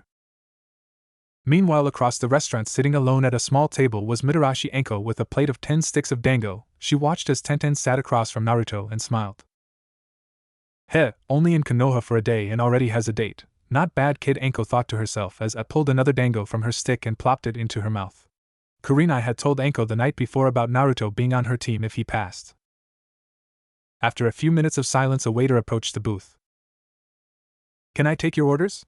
The waiter asked with a kind tone. Yes, Tenten started. I'll have a stick of dango and a pork baraman, please. And for you, sir? The waiter asked as he turned to Naruto. Do you have pizza here? Naruto asked from behind his menu. Pizza? The waiter looked confused. I'm sorry, but I don't even know what that is. Naruto sulked for a moment. Oh well, Naruto said as he put his menu down. Then I'll have a stick of dango and 2 bowls of rice, Naruto said with a smile. The waiter, however, didn't respond. The very moment Naruto had placed his menu down, the waiter had been in shock. Why you? The waiter muttered. Oh boy, here we go. Well, it was only a matter of time, Naruto thought in annoyance. You this time, the waiter spoke, thought clenched teeth. Why are you back here? I heard you were dead. You obviously heard wrong, Naruto said calmly. Now if you don't mind, I'm rather hungry, so you would just. And oh, the waiter interrupted, we don't serve your kind here, you'd. The waiter couldn't finish before Naruto interrupted him. Before you finish that sentence, I think I should remind you that the law concerning my condition is still in effect, as is the punishment for breaking that law. The waiter visibly paled. The punishment for mentioning the demon or attacking Naruto was well known among the older population: death. Now, both me and my friend here have made our orders. Could you also bring a pitcher of water? Thank you, Naruto said with a slight smile. The waiter hesitated for a moment before turning to walk to the kitchen. Enko had seen what had happened and smiled. The waiter had almost completely lost control of his bladder when Naruto spoke to him like that. What was that all about? Tenten asked curiously. I can't tell you exactly. What I can tell you is that the waiter almost made a mistake that would have cost him his life. Naruto decided to change the subject before his new friend probed even more. Naruto quickly spotted a few scrolls in a pouch strapped into her arm. You're a kunoichi? Naruto asked. No, not yet at least. I'm taking my Genin exam again today, Tenten answered. Oh, what a coincidence. I'm taking it too. We must both be in the same group, Naruto said with a smile. Really? But you look older than me. Shouldn't you have taken it by now? Tenten asked curiously. Naruto paled slightly. Enko heard this and stared at Naruto in wonder. It was true. With all the excitement yesterday, she hadn't noticed. Naruto should be 12, but he looked at least 3 years older than that. Damn it! Is it really that noticeable? Naruto wondered to himself, and he found himself thinking of a way to change the subject again. Wait a second, you said you're taking it again? So you've taken it before? Naruto asked. Tenten looked slightly upset at the question. Why yeah, I took it last year, but I had an accident and failed it. Tenten looked embarrassed and a little bit angry. Last year I was second best in the class just behind Hyuga Niji. Everything was going fine until he got put in our class, Tenten said with some vehement in her voice. He? Naruto asked. Sasuke Uchiha Tenen continued. He was in the class below us, the class that is graduating today, but he was considered a prodigy, so he got bumped up a year to graduate early, Tenten explained. Sasuke Uchiha? Yeah, I met him just half an hour ago. He didn't say much, in fact, he didn't say anything. He was on Might Guy's team, Naruto said as he remembered his encounter with the team. Sasuke Uchiha is an arrogant asshole who doesn't want what he has and wants what he can have, Tenen said through her teeth. Huh? Naruto was pretty confused now. Let me explain. Sasuke has fan club of girls under his thumb that he completely ignores even though they practically throw themselves at him. I however have more respect for myself than that, Tenten explains. Naruto said as he realized what happened. You were the one girl who wasn't interested in him, so you were the one girl he wanted, Naruto realized. Yeah, well, the day before the Genin exam last year we split up to spar with partners. I was paired with Sasuke. He had already been bugging me for weeks to be his girl. He acted as if he was doing me a favor, and I turned him down each and every time during the spar. He caught me in a hold from behind. He held my wrist in one hand and his other hand. Tenten suddenly stopped and blushed furiously. She looked down as if she was about to cry. Naruto saw her expression and understood. Sasuke's free hand went somewhere it shouldn't have. He whispered to me, "Last chance," then I said no, and he snapped my wrist, Tenten said whilst subconsciously holding her right wrist. The next day at the exam I could hardly do anything. I couldn't throw kunai or shuriken very well with my left hand and my right was still badly hurt. Even with the medical ninja's help then I couldn't perform the hand seals for the transformation jutsu or the clone jutsu, so I failed. Tenten came to the end of her story. Anko found herself clutching her dango stick more tightly than usual. Fucking Uchiha rat bastard. Anko cursed to herself while imagining what she would do if Sasuke tried that ever again. Well, like you said, you were near the top in your class last year, so now that your wrist is better you should have no trouble passing, Naruto said with another smile. Tenten saw him smile and found herself blushing again. Thanks Naruto-kun. Tenten froze. She hadn't meant to say that, it just slipped out, but luckily Naruto either didn't notice or didn't mind. What's wrong with me? I'm acting like Sakura. Tenten shuddered at the thought. Before either of them could say anything they were interrupted when a pitcher of water was slammed down in front of them. Your water, your meals should be along shortly, the waiter said with a seemingly genuine smile. That's strange, what's that? Asked smiling about, Anko wondered. Then she turned back to Naruto's table and saw Tenten pouring herself a glass of water. It was then she notices a very faint mist in the water. What the no, they wouldn't dare, Anko thought. Naruto watched as the waiter strolled back around the counter and into the kitchen. What was he smiling about? Naruto thought. Just for a moment the waiter turned and looked directly at Naruto from inside the kitchen, and smirked. Naruto's eyes widened. He turned around to see Tenten about to drink from a glass of water. No! Naruto yelled as he quickly grabbed the glass of water away from her so quickly that a few drops of it spilled onto her top. Hey! What the hell? Tenten asked in an annoyed tone. Anko sighed in relief. She had just been about to stop the girl from drinking, but Naruto beat her to it. She didn't know what was in the glass with the water, but it couldn't have been anything healthy. Anko still needed to do something about the waiter though. Let's just wait and see how this plays out first, Anko thought as she went back to her dango. Naruto raised the glass to his face and lightly smelled it. His face suddenly looked angry. He slammed the glass down before speaking. Excuse me, waiter? Naruto called in a sickly sweet tone. The waiter who had brought the water to them approached with an annoyed look on his face. Yes, sir, is there a problem? The waiter asked. Yes, there is, Naruto said with a smile. Before anybody could act, Naruto reached up with his left hand and grabbed the waiter by the back of his head. Smash! Naruto pulled the waiter's head down and smashed it hard on the table. Ah! The waiter's scream drew the attention of everybody in the restaurant. Naruto quickly stood up and placed his knee against the back of the waiter's neck to hold him there. With his now free hand he reached into his coat and pulled something out. It was a large long silver object. Some people in the restaurant didn't know what the hell it was, but some recognized it as a Western weapon called a gun, more specifically a revolver. Naruto placed the gun over the waiter and placed the tip of the barrel against the side of his head before pulling the hammer back. And Naruto, what are you doing? Tenten almost screamed as her hand inched close to her weapon scrolls. Anko meanwhile was sitting forward whilst munching her dango. She acted like she was in a theater watching a movie and the good part just began. Naruto ignored Tenten for now and continued with his actions. Okay, first of all, if you want to poison me, try using something that doesn't have such a strong smell. I mean, come on, bleach?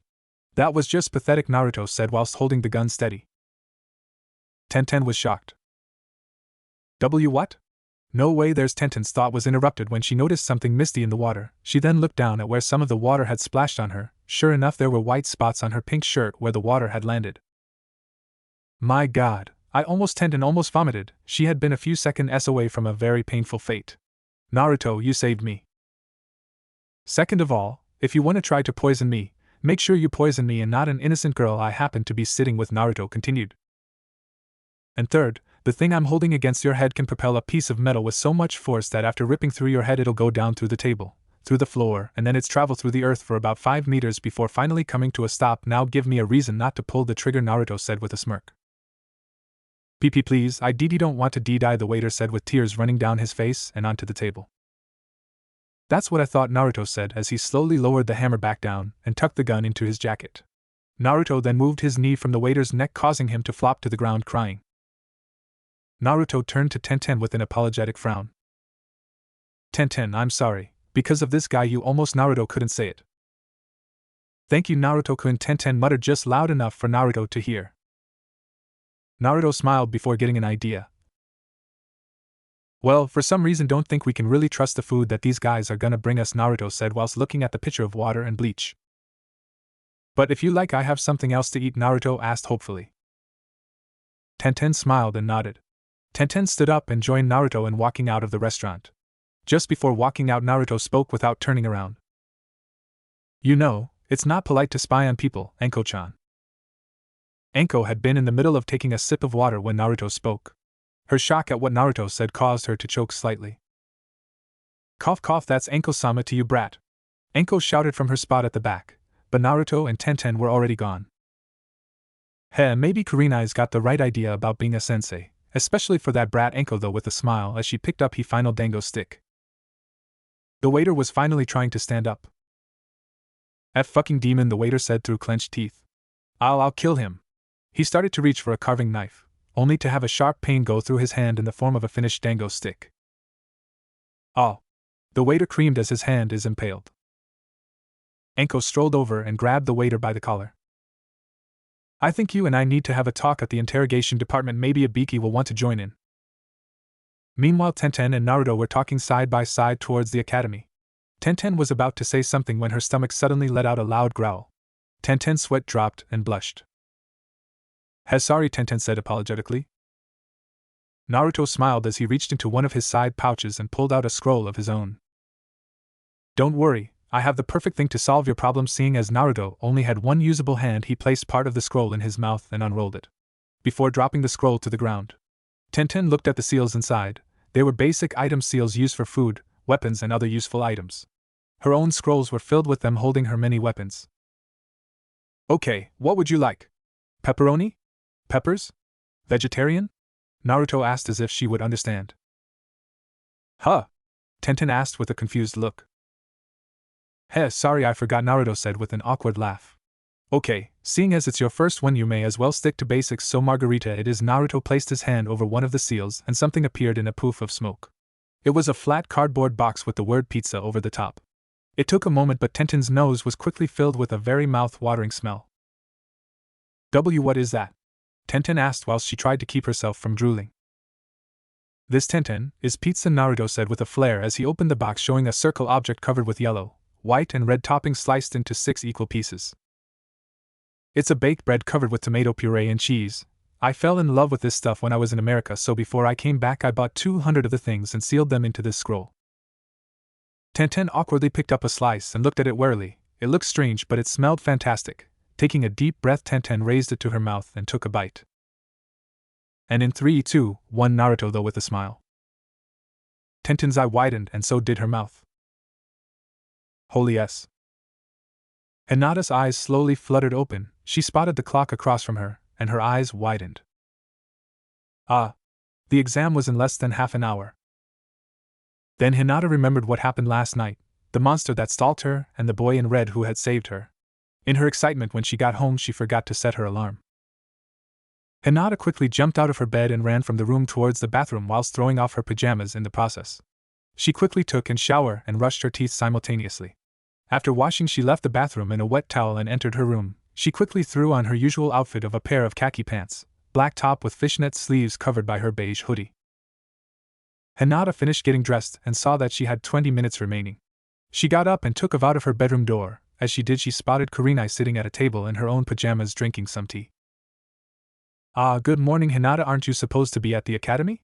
Kurenai asked with concern as she noticed the time. "I forgot my alarm and slept in," Jigomen Hinata apologized with a bow.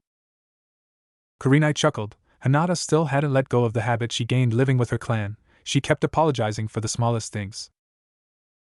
"It's okay, Hinata. Do you have time for tea?" Kurenai asked. "And no, I have to go now. See you later, Kurenai-sensei." With another quick bow, Hinata quickly left. After Hinata was gone, Kurenai had a strange feeling, as if she had forgotten something. After a few more moments it came to her. "Oh, I probably should have told her about Naruto. Oh well, it'll probably be more interesting this way," Kurenai thought with a smile as she continued sipping her tea. After 10 minutes of continuous running, Hinata made it to the academy with 10 minutes to spare. She quickly walked in and made her way to the classroom. Nearly everyone was already there. Tenten was already at the class. She had been the first one here over an hour ago. She spotted Hinata walk into the room and smiled. She respected Hinata simply for the fact that she was the only girl in the class other than herself that didn't fawn over a certain Uchiha.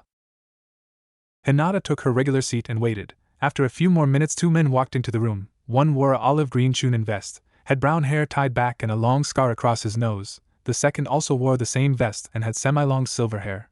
These two were their instructors, Irika and Mizuki. "Okay class," Irika started. "Welcome to the Genin exam. The exam is split into 3 sections," and Irika stopped when he noticed something in his notes. It seems that there will be another student joining us for the exam." Before any questions could be asked, the door to the classroom opened, and in stepped a blonde boy dressed in red. Hinata's eyes widened. It was him, the one who saved her the night before. Last time his face had been hidden in the shadows, this time his face was completely visible. Her heart skipped a beat. Blue eyes, 6 whisker marks. "And no, it's impossible," Hinata tried to reason with herself. Her whole body was shaking. "Irika-sensei, I'm here for the exam," the boy spoke, and Hinata's mouth started quivering. His voice was more mature, but something about it stayed the same. Yes, we're just about to begin. Why don't you introduce yourself?" Irika said to him. "Yes," he said as he turned to the rest of the class and looked it over. He spotted Tenten sitting near the back. He quickly remembered his manners and bowed. "Nice to meet you all. I'm Naruto Uzumaki." Naruto introduced himself. Thud. "Huh? What was that noise?" Irika asked. "Wait a second, where's Hinata? Is she absent?" Hinata meanwhile was out of sight under her desk unconscious. "And Naruto-kun," Hinata mumbled. "Wait a second, Naruto? Naruto Uzumaki?" Irika recognized the name. "Yeah, it's good to see you again, Irika-sensei. It's been too long," Naruto said with a smile. "Yes, 6 years," Irika replied whilst returning the smile. "It's him, the Kyuubi brat. What the hell, I heard that he was killed 6 years ago," Mizuki thought to himself. After scanning the room again, Naruto noticed 2 familiar faces, Choji and Shikamaru. Both of them looked stunned at his appearance.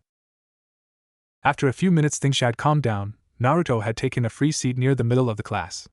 Hinata had woken up and was sitting nervously with a cherry-red face. Every few seconds she would turn and catch a glimpse at Naruto. "Okay, as I was saying before," Irika continued what he had been saying before Naruto came in. "The Genin exam is split into 3 different sections that test 3 different abilities: weapon accuracy, transformation, and bunshin. Each section of the exam is worth a maximum of 100 points. That's a possible 300 points overall. To pass the exam you must have a minimum of 200 points. Any questions?" Irika asked as he paused. There was silence for a few moments. "Okay then, if you all follow me out into the courtyard we can begin the weapon accuracy test." A few minutes later everyone was led outside where several targets had been put up. The target was a simple 3-layer ring with numbers labeling each ring, 10 for the center, 5 for the middle ring and 2 for the outer ring. Obviously the number were the amount of points you earn for hitting each target. "Okay, you each will have 5 shuriken and 5 kunai each. Come up as I call each of your names." One by one Irika called out names. Most of the students hit either the center or middle rings. Hinata was up next. She used her shuriken first and kunai second. Almost all of them hit the center except for 2 shuriken and 1 kunai that hit the middle ring. She seemed distracted by something. Hinata earned 85 points. Next up was Tenten. She picked up her kunai and shuriken all at the same time and threw them one by one. Each one of them hit near the dead center of the target. The class weren't too surprised when Tenten earned a perfect 100 points. Throwing weapons were after all her specialty. Finally, it was Naruto's turn. He stepped forward to the table where his weapons were. Iruka looked a little concerned. If he remembered correctly, Naruto was right-handed when 6 years ago, but now his right arm was in a metal sling, not to mention Naruto might not even know how to show them properly. Iruka stepped forward to give Naruto some advice. Okay Naruto, these are shuriken, now the way you know these is. Naruto interrupted Iruka by picking up the shuriken and quickly throwing them one by one. They all hit the center of the target. To say Iruka was shocked would be an understatement. Okay, next we have the kunai. Now this is a little different because they don't spin whilst in the air so. Once again Naruto interrupted Iruka by picking up the kunai one at a time and throwing them at the target. Once more each of them hit the center of the targets.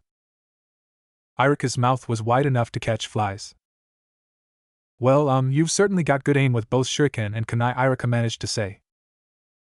Yeah, Naruto said with a smile, but I prefer this, Naruto said as he quickly reached into his jacket and pulled out something long as silver. Without waiting for a second he pointed it at the target, and boom! The end of the object seemed to flash for a moment, and the target exploded. Splinters of wood flew everywhere. Everyone in the class had covered their ears with the boom and had wide white eyes and gaping mouths as they watched the target board explode. A gun! This kid uses a gun? Whoever heard of a ninja who uses a gun? Mizuki screamed inwardly. It was true that no ninja uses guns. They had two major weaknesses. They were loud and most importantly they needed to be reloaded after a few shots. For Hinata this was absolute proof. Naruto was definitely the one who saved her last night. He used that gun to shoot the thing that was following her. Meanwhile Anko Mitarashi, who had been watching everything from atop the roof of the academy, was laughing her ass off. She couldn't believe the looks on everyone's faces when it happened. Oh god, that was fantastic. Okay, if the kid passes there is no way I'm gonna let Kurenai keep him all to herself. After picking their jaws up from the ground the class made their way back to the class they came from. At some point whilst they were outside, somebody had come in and placed several dozen Konoha forehead protectors on the front desk. Okay, next is the transformation and bunshin. Come Dawn as I call your names. Once again, once by one everyone went down to the front and performed both the transformation and then bunshin. Most of the students did very well. Points were deducted because of little thing like mistakes in the transformation of bunshin. When it came to Hinata's turn she pulled it off perfectly, both the transformation and bunshin. It wasn't too surprising though, as a Hyuga she needed good chakra control to use her clan's Juken style. Hinata ended the exam with a score of 285, she blushed as she accepted the headband from Iruka. Then it was Tenten's turn, she created 3 bunshins easily and got the full 100 points. But she made a small mistake when it came to her transformation. The person she changed into had her hair parted on the wrong side, she was deducted 10 points. Tenten ended the exam with 290 points. Then it was Naruto's turn. He walked down to the front and some people in the class started sniggering and so did Mizuki. Naruto knew exactly why his arm. They think that without both hands he can't mold the chakra for the techniques. Naruto smirked as he held up his left hand in a half-ram seal. Henge. Transformation. In a poof of smoke Naruto disappeared and was replaced with a perfect copy of Iruka. Impressive, since his right hand is obviously hurt, he had learned how to use one-handed seals. Iruka thought with a nod. The transformation was perfect, no flaw in the copy at all. A perfect 100. Okay Naruto, now create 3 clones, Iruka said. Naruto held his half seal up again and was about to do it when he thought of something. Tenten had gotten the most points in the whole test. That would make her Rookie of the Year. Naruto came up with a plan and smiled. Bunshin no Jutsu. There was a poof of smoke and laying next to Naruto was a pale, sickly, dead-looking copy of Naruto. Iruka's sweat dropped. He had expected more. He only created on clone and it looked dead. It was only worth 5 points and even that was being generous. Heh, sorry Iruka-sensei, this was the best I could do with one hand, Naruto explained. Well, it doesn't matter, you still got 100 in both weapons and transformation, so this gives you 205 points. You passed barely, Iruka said and passed Naruto a headband. After Naruto sat back down, Iruka stood up to address the class. Okay, congratulations everyone, not even one of you failed this year. I'm very proud of you all. Tonight we will be looking at your test results and will be placing you with 3-man teams and you shall begin your careers as shinobi of Konohagakure. Please return here tomorrow at 11 a.m. to be given your team assignments. Dismissed, Iruka said with a smile. Everyone stood up and started filing out of the room. Damn it, they all passed. Well, there goes that plan out the window. I'll just have to steal the scroll myself, Mizuki thought as everyone walked out. He would have a busy night ahead of him. Kurenai sat at her table in the middle of her kitchen. She had been living alone in the large one-floor house for years now, ever since her family was wiped out in the QB. That was until Hinata had moved in with her. The house had 5 bedrooms in total. She slept in the master bedroom and Hinata slept in her old room from when she was a kid. But that still left 3 empty bedrooms. The building was built to house a large family. With just the 2 of them, it felt quite lonely. It was nice to have a few days off to prepare for her new Genin team, but quite frankly it was boring as hell. She'd had nothing to do all day and she found herself looking forward to receiving her Genin team the next day. Most of the other Jounin were anxious to see who would be placed on their teams, but Kurenai already knew 2 members of hers. Hinata Hyuga, the shy former heiress, and the newly risen from the dead Naruto Uzumaki. As she sipped her tea, she wondered vacantly who would be her third Genin, and this reminded her of a conversation she had with Irika a few days prior. Well, it wasn't much of a conversation. She was the only one who spoke and she only said one thing. Flashback. Kurenai stood in front of Irika in the middle of an empty classroom.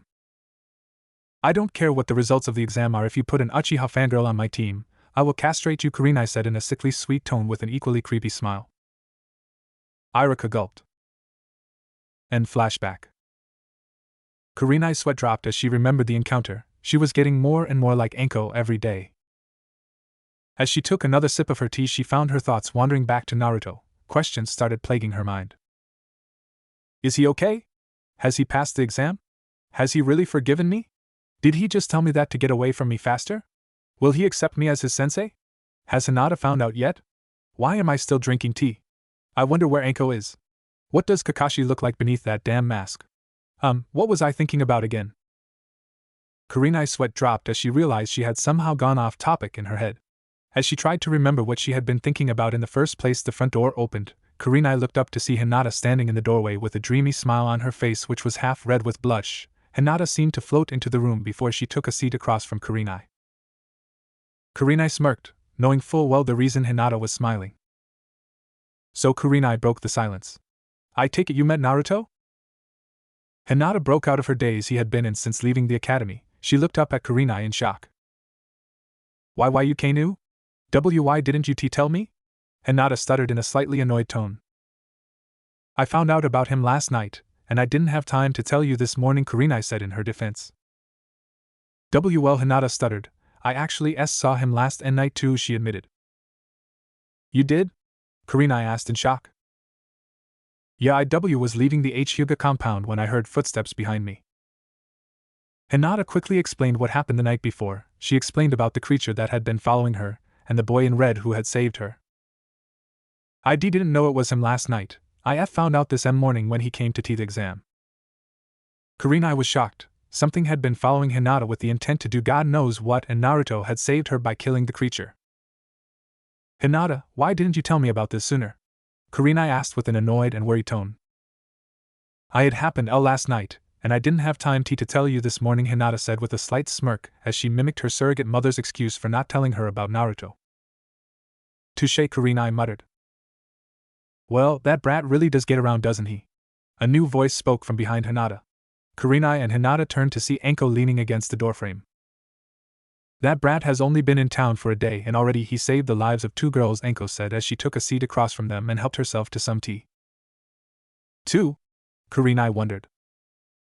Yeah, this morning at a restaurant, a waiter tried to poison him, but there weren't many seats in the place, so he was sitting with a girl. It ended with the girl less than a second away from drinking a glass of bleach. Naruto managed to stop her just in time, Anko explained. Kurenai stood up immediately and slammed her cup down. Which restaurant? Who was the waiter? Kurenai demanded to know. With her red eyes, Kurenai could look extremely intimidating when she was angry. Well, what's with her all of a sudden? She's acting really protective of him, Anko wondered. Don't worry, Naruto took care of it himself. Basically made the guy wet himself right there in the restaurant. After Naruto left, the waiter started to make threats and went for a knife, so I arrested him. He's at the interrogation department right now going 10 rounds with a Biki, Anko explained. Kurenai calmed down when he heard this. After Kurenai's outburst, the room was uncomfortably silent for a few minutes. So Kurenai spoke to break the silence. How did the exam go? She asked Hinata. Gee, good. I got 285 points, so I passed, Hinata answered with a smile which faded slightly when she remembered something. I lost 15 points because I messed up in the accuracy portion. At this point, Anko started chuckling at something she seemed to have remembered. Oh god, you should have seen what the Uzumaki brat did at the accuracy test, Anko managed to say through her laughter. She explained how Naruto had pulled a long silver weapon from his coat and blasted the target into oblivion. At this point Hinata spoke up. And Naruto-kun used that weapon T to kill the sea creature that was following me last night. I have read about it in a book once. It is a Western weapon called a gun. A gun? Kurenai asked. She too had read about them. Isn't that a little dangerous for a ninja? They're very loud and they need to be reloaded, that's why ninjas don't use them. Well, I suppose he does need an extra edge. What with his arm, Anko said, and didn't notice Kurenai stiffen. With only one arm he can't mold chakra very well and won't be able to use ninjutsu as well as he would. Kurenai's grip tightened around her cup as her eyes started fill with tears against her wish. It's true in the exam and Naruto-kun received 100 P points in both weapon accuracy and H-henge, but he was hardly able to perform B-bunchin with only one A-arm. He only just barely passed with 205 points. I wonder what happened to his arm, Hinata said vacantly. Suddenly the cup in Kurenai's hand shattered, which drew both Anko and Hinata's attention. Excuse me. Kurenai quickly stood up and walked quickly out of the room with her long hair covering her face. Kurenai entered the bathroom and locked the door behind her. Finally she lifted her head and stopped biting her lip as she started sobbing as the memory played over and over again in her head. Flashback. No, please don't, Naruto pleaded. Naruto's plea fell on deaf ears as Kurenai placed her free hand against Naruto's right elbow and with her other hand pulled his lower arm backwards sharply. A loud crack filled the air as Naruto's arm was pulled in the wrong direction. Oh! Naruto screamed loudly in pain. Kurenai wasn't done yet. His arm was broken, but it could still heal with time. She stood up and lifted her foot up above Naruto, and with a satisfied grin she stamped down onto Naruto's already broken arm. Naruto continued screaming as Kurenai continued to slam her heel into his arm time after time. With every strike, Kurenai could hear another crack come from his arm. End flashback. Kurenai was pulled out of her thoughts by a knock at the door. Kurenai-sensei, are you okay? Kurenai recognized Hinata's timid voice anywhere. Why yeah, I just cut my hand on the cup, I guess I gripped it a little too tight, Kurenai quickly made up, as she splashed some water on her face to wipe away the tears. Kurenai opened the bathroom door to find Hinata standing outside with a fresh cup of tea in her hands, and Kurenai smiled. Thank you, Hinata-chan, Kurenai said with a smile as she took the cup. However, just before Kurenai took a sip of the tea, a bell sounded from across the village. Kurenai recognized the rhythm of the bell and its meaning. The Hokage Tower, it's been infiltrated, Kurenai said in shock. Kurenai, we have to go, Anko shouted from the hallway. Go, I'll catch up, Kurenai said as she passed the fresh cup of tea back to Hinata with an apologetic look. Kurenai quickly made her way into the bedroom to change out of her pajamas whilst Anko jumped out of the nearest window. 10 minutes later the Hokage was standing on the roof of Hokage Tower surrounded by all of the Chunin and Jounin on duty, including Kakashi, Asuma, Guy, Kurenai, Anko and Irika. As you probably already guessed, the tower has been infiltrated. We don't know who it was, but he or she has stolen the forbidden scroll of sealing, the Hokage explained. I have a good guess who it was, Kakashi said vacantly whilst looking at his book. Really? Who? Asuma asked. Well, how many people do we know can sneak into the Hokage's office without being detected, Kakashi asked. Kurenai immediately understood what he was implying. You think it was Naruto, Kurenai said through clenched teeth. It wasn't a question. Whoever it was, they are in possession of something very dangerous, and it must be recovered. Whether it was Naruto or not is irrelevant, the Hokage explained. Hokage-sama, how can you say that? If that demon has URGH. The Chunin's sentence was cut off when Kurenai grabbed him by the throat and slammed him to the ground with a kunai poised above his throat. If you finish that sentence, it'll be the last thing you'll ever do, Kurenai said angrily. Among everyone there, Anko was the most shocked. She had known Kurenai for years and had never seen her like this. Kurenai eventually calmed down and pocketed her kunai. The Chunin stumbled back to his feet. Well, now that that's over, I want all of you to split up and search for the scroll, and whoever has taken it is to be brought in for questioning. Go. Immediately after the Hokage said go, all of the ninja present shot off in different directions, leaving only a cloud of smoke where their feet had been. Naruto meanwhile was sitting in his tree munching the last remnants of a pepperoni pizza. He heard the alarm about 30 minutes ago, but it didn't concern him. After passing his exam, he laced his new forehead protector through the loops of his red pants as a makeshift belt. Man, I just can't get enough of these things, and the best thing is, when they're sealed into the scroll they're for all intensive purposes frozen in time, so they don't go cold. I should really try to get a restaurant to add them to their menu, otherwise I'm gonna eventually run out of them, Naruto thought just as he swallowed the last piece. Just as Naruto was cleaning up he felt somebody nearby. It felt human, but there was something different. What the hell is that?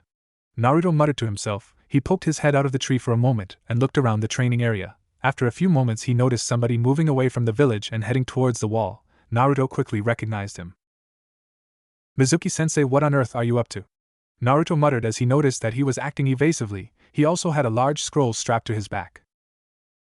Mizuki stopped when he noticed something, a pair of Chunin searching the area ahead of him. Mizuki scowled in annoyance before changing direction and running into the nearby forest. Curious as to why his sensei was evading the Chunin, Naruto quickly followed after him, staying in the shadows. What Naruto failed to notice was a young white-eyed girl notice him whilst on her way towards the Hyuga compound to visit her grandfather. And Naruto-kun, Hinata muttered as she found herself repeating an old habit from when she was younger. He started to follow Naruto. Naruto kept leaping ahead through the trees. He had lost sight of Mizuki a few moments ago. Naruto came to a stop standing on a high branch. Just as Naruto started to look around he felt a gust of wind coming from his left. Naruto jumped upward just in time for a giant shuriken to sail under him and into the tree. Naruto landed on a lower branch of a nearby tree. Mizuki dropped out of nowhere and ripped the giant shuriken out of the tree. Well, if it isn't the demon, Mizuki said with a sneer. Naruto snarled back at him. What are you? Naruto asked. What are you talking about? Mizuki said with an innocent smile. I only felt something small at first, but now that I'm nearer to you I can feel it much better. There's something demonic about you, Naruto explained. What the hell are you talking about? I think you're getting mixed up. You're the demon, not me, Mizuki said as he started to spin the shuriken around his hand. Naruto smirked as he reached into his coat. Okay, if you don't want to tell me then I'll just have to beat it out of you, Naruto said as he pulled his revolver out of his jacket. Mizuki chuckled. You idiot, you only have one arm and you use a gun. Those are two major weaknesses for a ninja, and you really think a dead last genin like you can beat me? Boom! Naruto fired his gun. Mizuki saw it coming and jumped out of the way just before the branch he was standing on exploded in a shower of splinters. Boom! Naruto fired again where Mizuki was going to be, but he spun in time to avoid it barely. That fool, I researched form of weapon. Judging by the shape of the revolver section, that thing can only be used 6 times before it needs to be reloaded, and with only one arm it's take a few minutes to reload it, Mizuki strategized as he continued to dodge. Just as Naruto was about to fire again there was movement from their side. Naruto turned his gun to point at who had just arrived but held his fire when he recognized the lavender-haired girl. Hinata, what's she doing here? Naruto wondered. Mizuki turned to see who had arrived but didn't stop himself from attacking. He quickly reached to his kunai pouch and flicked several of them at the newcomer with expert accuracy. Ah, Hinata! Eti out a timid squeak as the kunai hit her clothing at his shoulders and side and pinned he to a tree behind her. Hinata herself was in shock. She had been following Naruto when she heard loud sound coming from up ahead. She rushed forward to see what was happening and ended up pinned to a tree by several kunai launched by one of her teachers from the academy. You too, Mizuki said with a sneer as he twisted another 2 kunai in his fingers. Why are all of the useless ninja finding me? Well, sorry, but I can have any witnesses with that, said Mizuki, flicked his hand and sent the 2 kunai towards Hinata, one for her head and the other for her stomach. Hinata closed her tear-filled eyes and tried to brace herself for the pain. And no, Naruto yelled as he jumped between the kunai and Hinata. Naruto swung his hand still holding his gun and swatted away the one aimed for her head. He then raised his body slightly and the kunai that had been aimed for Hinata's stomach clanged against the metal casing around Naruto's right arm and fell to the ground.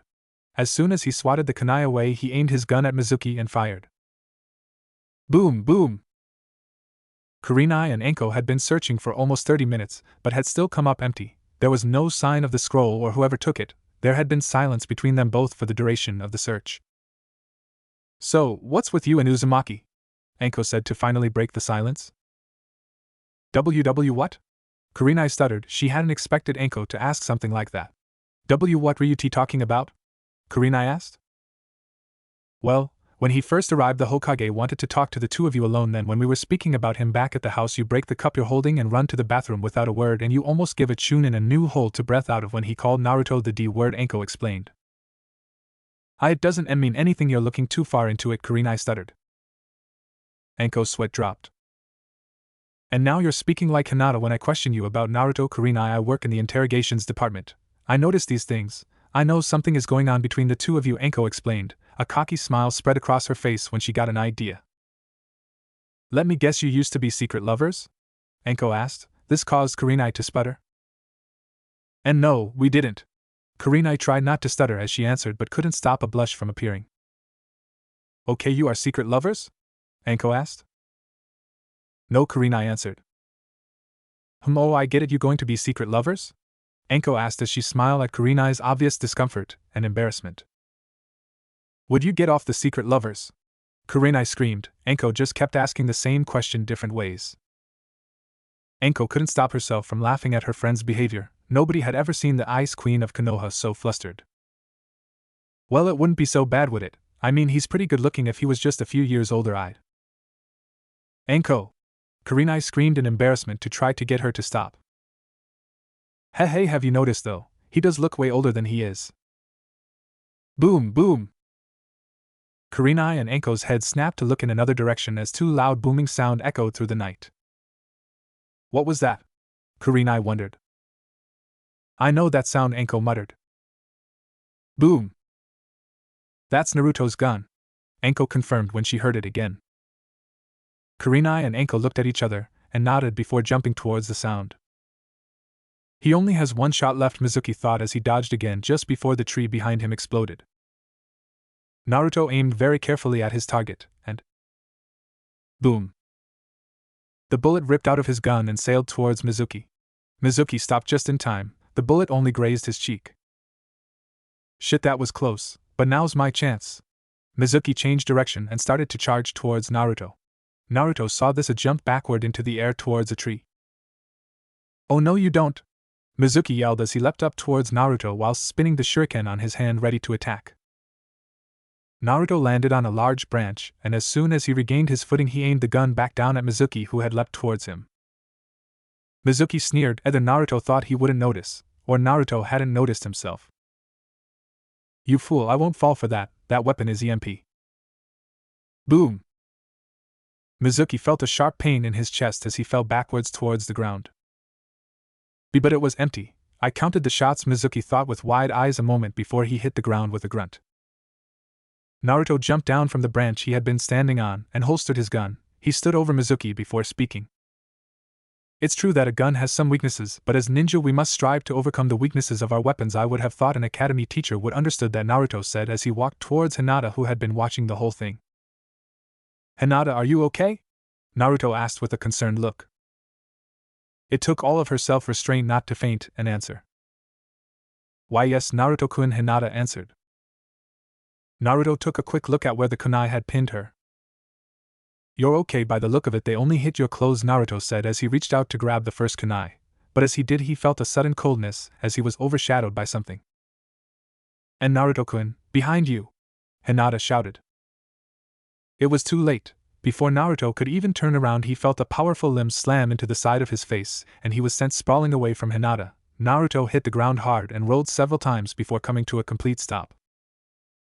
Naruto twisted onto his stomach and used his one arm to steady himself as he looked up. There, standing where he had been a moment before, was Mizuki. That's impossible. I shot you in the lung, Naruto said as he started to get back to his feet. He took a closer look at Mizuki and noticed something was wrong. His muscles were bulging, his eyes had turned a sickly yellow with a slatted pupil. His body was changing color, it was covered with orange and white fur with black stripes like a tiger. So what do you think of my new body? Mizuki asked with a growl. So that's what I felt before, you're a demon, Naruto said as he reached for his gun only to feel an empty void. What the shit? Naruto said as he spotted his gun lying on the ground near Hinata's feet. It must have fallen out of its holster when Mizuki sucker punched him. What are you talking about, you fool? I'm not the demon here, you are, Mizuki said in anger. Naruto's eyebrow cocked. Then what do you call that body? I've felt that kind of power many times, it's the power of a demon, Naruto said whilst reaching into his jacket again. This time he reached for the handle of Yamato. Suddenly Mizuki disappeared and a moment later Naruto felt a fist connect to his stomach which sent him to the ground. Liar! I'm not a demon! Orochimaru-sama gave me this body, Mizuki shouted with a growl. Naruto's eyes widened for a moment in shock, Then they looked at Mizuki in rage as they turned crimson. Naruto shot from his point on the ground, and with lightning speed he drew Yamato from its scabbard and jumped past Mizuki. Naruto landed behind Mizuki, and a single drop of blood fell from Yamato's blade, and a moment later Mizuki's severed arm fell to the ground. Gra! Mizuki roared into the night as he grasped at his stump. Naruto spun around and delivered a powerful kick to Mizuki's stomach, which, though looking weak, was powerful enough to send the transformed Chunin flying backwards into a tree. Naruto didn't stop. He rushed forward and stabbed Yamato through his shoulder and into the tree behind him, effectively pinning him there. You have one chance to live, team. Where is Orochimaru? Naruto asked in a deep voice. Mizuki continued to grasp at the sword before giving an answer through clenched teeth. Go to hell, Mizuki muttered. Naruto gave one last growl before ripping the sword back out of him. Mizuki slumped to the base of the tree in pain. Been there, done that, Naruto said grimly. Naruto gave the sword a quick twirl before sliding it back into its scabbard. Naruto turned around and started to walk back towards Hinata. It seemed that she had already gotten herself free. Naruto started to walk towards her with a smile.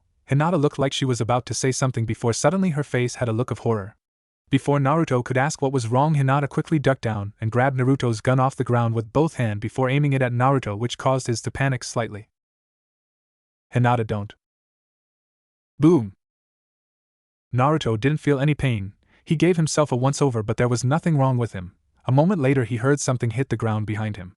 Naruto turned around and saw him, Mizuki, still in his transformed state, lying flat on his back with a round red hole in the center of his forehead. A pool of blood was quickly pooling around his head. Naruto turned back to Hinata. She was still pointing the gun in the same direction. Her hands were shaking and several tears were starting to seep from her eyes. Naruto slowly approached her. Hinata, it's okay, Naruto whispered softly as he reached out for the gun and pushed it down softly before taking it from her. As Naruto's hand touched Hinata's, she seemed to break out of her daze. And Naruto-kun, Hinata muttered as she let go of the gun. It fell to the grass and everything that had happened came back to her. Naruto pulled her close and she started to cry into Naruto's chest. Naruto wrapped his arm around her and stroked her hair as she wept. Sure, it's okay, Hinata-chan, you didn't do anything wrong. Naruto turned his attention back to Mizuki when he heard a sound. He thought for a moment that he was still alive. When he looked at Mizuki, he saw that his body was shrinking as steam was released. His body changed back to its normal color. But this was different. He was now extremely skinny and covered in wrinkles as if he was an old man. This was the scene that Kurenai and Anko walked in onto. Naruto was hugging Hinata as if comforting her. Mizuki was lying on his back a few meters from them with a wound in his head, but something was different about him. He was skinny, wrinkled, and missing an arm. He also had the mission scroll strapped to his back. Naruto, what the hell happened here? Kurenai asked. Naruto turned and saw the two jounin standing across from him. Mizuki attacked us. Naruto went about telling the two jounin what had happened, starting with Mizuki's evasive behavior and ending with Hinata's current state. Hinata saved my life this time, but I think it was he first killed, Naruto explained. Kurenai nodded in agreement. Before today she was only an academy student, she'd never had to kill before, but all ninjas had to go through this eventually. Well, we'd better take you to the Hokage's office, he'll want to be informed about this, Anko said. Naruto nodded. Yeah. I may need some help though, Naruto said. Why? Kurenai asked. Hinata's fallen asleep. Somebody needs to carry her to the Hokage's office. I'd do it myself, but Naruto didn't say anything else. Kurenai flinched when she realized what he meant. He'd do it himself, but he only had one arm. Anko noticed the uncomfortable moment and decided to break it. Okay, I'll take her, now let's go, Anko said as she carefully took Hinata from Naruto. Kurenai walked over to Mizuki's body and took the scroll whilst Naruto kneeled down and picked up his gun. He wiped it off on his jacket before tucking it into his jacket. Okay, let's go. The Hokage had been watching the whole thing in his crystal ball. Naruto had shown a great amount of skill in defeating Mizuki. Ever since the team started their search of Konoha, he had been using it to search for the thief himself. He found them just as Naruto saved Hinata from Mizuki's attack. A few minutes later, Naruto, Kurenai, and Anko carrying an unconscious Hinata Hyuga walked into the room. Anko quickly laid Hinata down on the sofa and the three took a seat across from the Hokage. The scroll? The Hokage asked. Kurenai nodded and passed the scroll over. You've done good work, you'll receive payment for an A-class mission, the Hokage said as he placed the scroll under his desk. Yes. Extra dango. Anko said loudly as she pumped her fist into the air. Not you, Anko, the Hokage deadpanned. Huh? But why? Anko looked like a kid who just had her favorite toy taken from her. Naruto defeated Mizuki and retrieved the scroll. You and Kurenai arrived afterwards, the Hokage deadpanned. Ah, stupid crystal ball, Anko whined. You know, technically Hinata-chan killed Mizuki, Naruto reasoned. The Hokage nodded with a smile. Very well, Hinata shall also be paid for an A-rank mission. Anko quickly stood up and pumped her fist into the air. All right. Tomorrow, lunch is on Hinata, Anko said with glee as if she had just solved the meaning of life. Everyone's sweat dropped. Okay, on to our next order of business. Anko, I need to speak with Naruto and Kurenai alone, the Hokage asked. Anko looked a little annoyed. She knew there was something going on between Kurenai and Naruto. Fine, Anko said with a huff as she stood up and started to leave. Anko, could you take Hinata home for me, please? Kurenai asked. Anko nodded and picked up Hinata before leaving. After Kurenai was gone, the Hokage turned to Naruto. Okay, I need to ask you about something. Several others have brought something to my attention. Naruto, you look way older than you are. Damn it, damn it, damn it, Naruto thought to himself. Kurenai looked at Naruto in confusion. It was true, she hadn't noticed before, but when compared with others he did look a lot older. Guy was the first one to mention it, but now I even see it myself, the Hokage finished. Naruto slumped in defeat. That's because I am older, Naruto admitted. What? Kurenai asked in confusion. Naruto stood up and walked around the back of his chair as if thinking about something. Finally he stopped and started speaking. I was 6 when I left, and it has been 6 years since then, so I should be 12, but I'm not. I'm 16, 17 in October. Both the Hokage and Kurenai were confused as hell. What? How is this possible? The Hokage asked. Naruto hesitated for a moment before answering. After the incident 6 years ago, my mind was too badly damaged to be constructed quickly. If it was healed too fast, then it would do more damage than good. So in order to keep my body safe whilst the Kyuubi repaired my mind, I was sent somewhere else, Naruto said, but hesitated in continuing. Naruto, where did the Kyuubi take you? The Hokage asked. Hell, Naruto answered hesitantly. That bad, huh? The Hokage asked. Naruto's sweat dropped. No, I mean literally, the Kyuubi opened a portal to hell. The Hokage was shocked and Kurenai was horrified. What do you mean hell? Kurenai asked. I mean hell, the place where all demons come from. There are several different names for it, but hell is the most common one, Naruto explained. Okay, even so this still does not explain why you're older, the Hokage said. Yes it does. Have you heard the saying, a second in hell is an eternity? Naruto asked, and the Hokage nodded. Well, they weren't far off. Time passes differently there. I was there for 5 years of our time, but here only 1 year passed. When I came back I was 11, that was 5 years ago. I was hoping not to tell anyone, I hoped that nobody would notice. Naruto came to the end of his explanation, and waited for them to say something. The Hokage looked shocked and Kurenai looked like she was holding everything back. The Hokage noticed Kurenai's state, and decided that was enough for now. Okay, you may go now, Naruto. Report to the academy tomorrow for your team assignments. Naruto nodded and left the room. After Naruto was gone and the doors were shut, Kurenai started to cry silently. Kurenai, are you okay? The Hokage asked in his trademark grandfatherly tone. It took a few moments for Kurenai to answer. I thought things would get better now that Naruto's back, but things just keep getting worse. Not only did I put him through all that 6 years ago, but now I find out that because of what I did, he was sent to hell for most of his childhood, Kurenai said with tears now running freely down her cheeks. Hokage-sama, I think I made a mistake. I think it would be best if Naruto was placed on another team. No, the Hokage's answer was simple and straightforward. What? Why? Kurenai answered. Kurenai, I think you need to do this. It's true that Naruto has forgiven you, but you still haven't forgiven yourself. I think the only way you can move on is with Naruto being around. I'm also giving you permission to reveal to others what happened 6 years ago. I know that one of the hardest things about what happened was that you were forbidden from telling anybody about it, so you may tell a few people if you wish. Kurenai stood up from her seat. She wiped away her tears and nodded. I understand, thank you, Hokage-sama, Kurenai said before turning around and walking away. Oh, and Kurenai, the Hokage said to gain her attention before she walked out. There was one other thing I wanted to tell you. I have noticed that your team is pretty unbalanced, so I'm assigning another Jounin sensei to work with you and your team, the Hokage explained. Who? Kurenai asked suspiciously. Actually, she came forward and asked for the position herself shortly after the Genin exams were finished. She said she didn't want you to have all the fun, the Hokage explained with a smile as he passed Kurenai a new team folder. Kurenai took the folder and skipped the pages on her team members and headed straight for the sensei section. Sure enough, there was an extra page with a photo showing a purple-haired woman grinning with a dango stick in her mouth.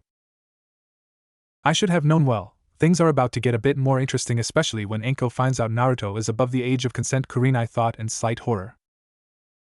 Naruto woke up shivering in the cold as a few rays of sunlight peeked through the branches of the tree and hit his eyes. Over the past few weeks the weather had started to get colder and colder, but last night it was pretty bad, especially for somebody who sleeps in a tree. Naruto shifted out from under his red coat, which he had been using for a blanket. AAHCHO. Ah man, Naruto whined as he wiped his nose. I need to find somewhere warmer to stay. Naruto quickly slipped his holster onto his body with his gun, and then put on his coat over it, all the while being careful with his right arm. Finally he reached up and plucked Yamato from a branch above him and slipped it into his belt behind his coat. Naruto took a quick peek out through the branches to see what time it was. Judging by the position of the sun, he had about 20 minutes before he had to be at the academy. Well, better go before the eyebrows guy comes back to beat the crap out of my tree, Naruto muttered while recounting his wake-up call the morning before. Jumping out of the tree, Naruto started to walk towards town and the academy. Meanwhile, at the Yuhi estate, Hinata's eyes fluttered for a moment before opening. Everything was a blur. She subconsciously pulled her Narutetti, as she had named it, closer. She remembered passing her Genin exam, talking to Kurenai and Enko, going out to visit her grandfather, following Naruto into the woods. Naruto! Hinata shot up in her bed as everything came back to her. Following Naruto and facing Mizuki in the woods, almost being killed and being saved by Naruto, and finally holding that weapon in her hands as she used it to kill Mizuki.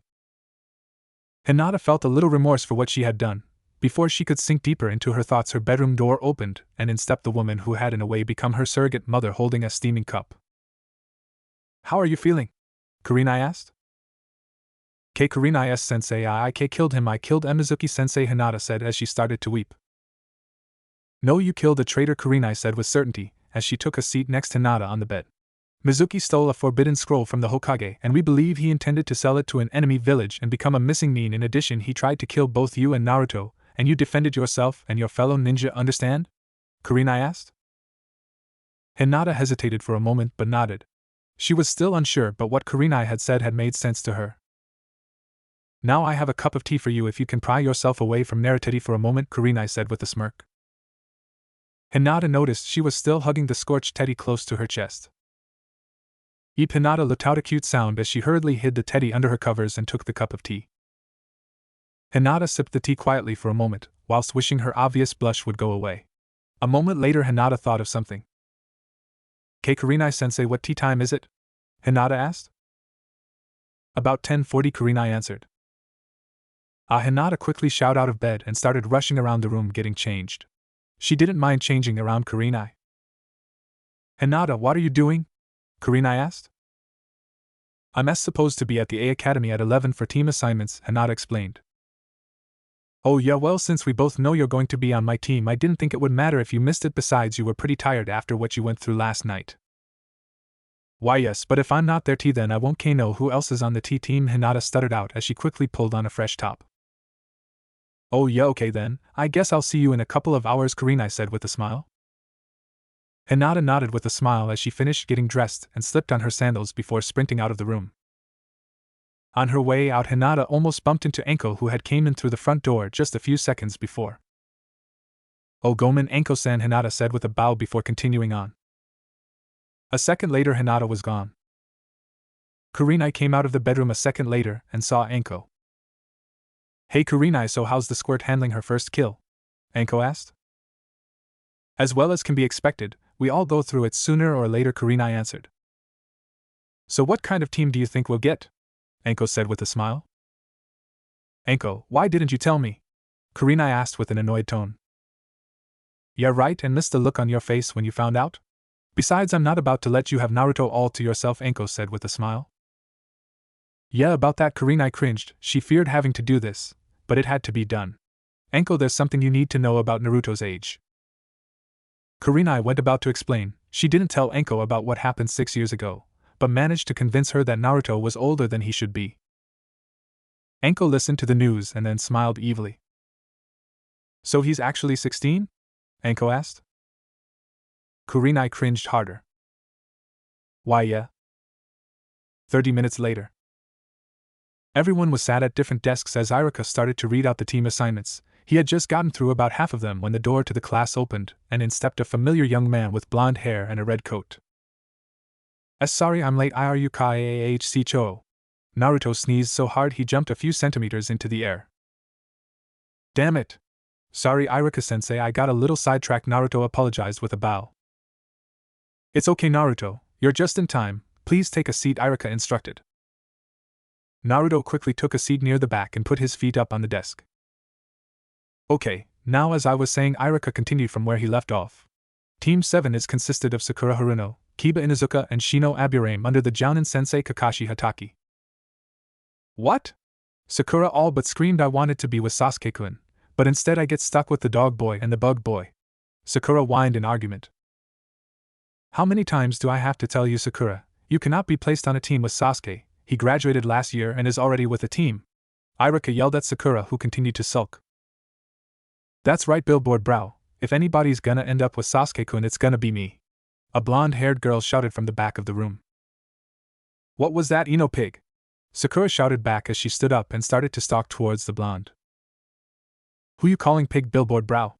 Ino shouted back with equal anger as she too stood up and walked towards the pink-haired girl with her fists clenched. Tenryo on the blonde. Naruto suddenly called out as he thrust his fist in the air with money in hand. Naruto, you're not helping, Iruka shouted. Hey, I don't have a TV, I need some kind of entertainment. Naruto tried to justify his words. I'll take hat bet, Kiba suddenly shouted as he too stood up with money in hand. A moment later more and more students were standing up and placing bets on the girls. Tenten seemed to have a hard time keeping herself from laughing or joining in with what Naruto had escalated. All of you sit the hell down and shut up, Iruka shouted with all of his strength. He seemed to have cast a genjutsu on himself to make his head appear 5 times bigger.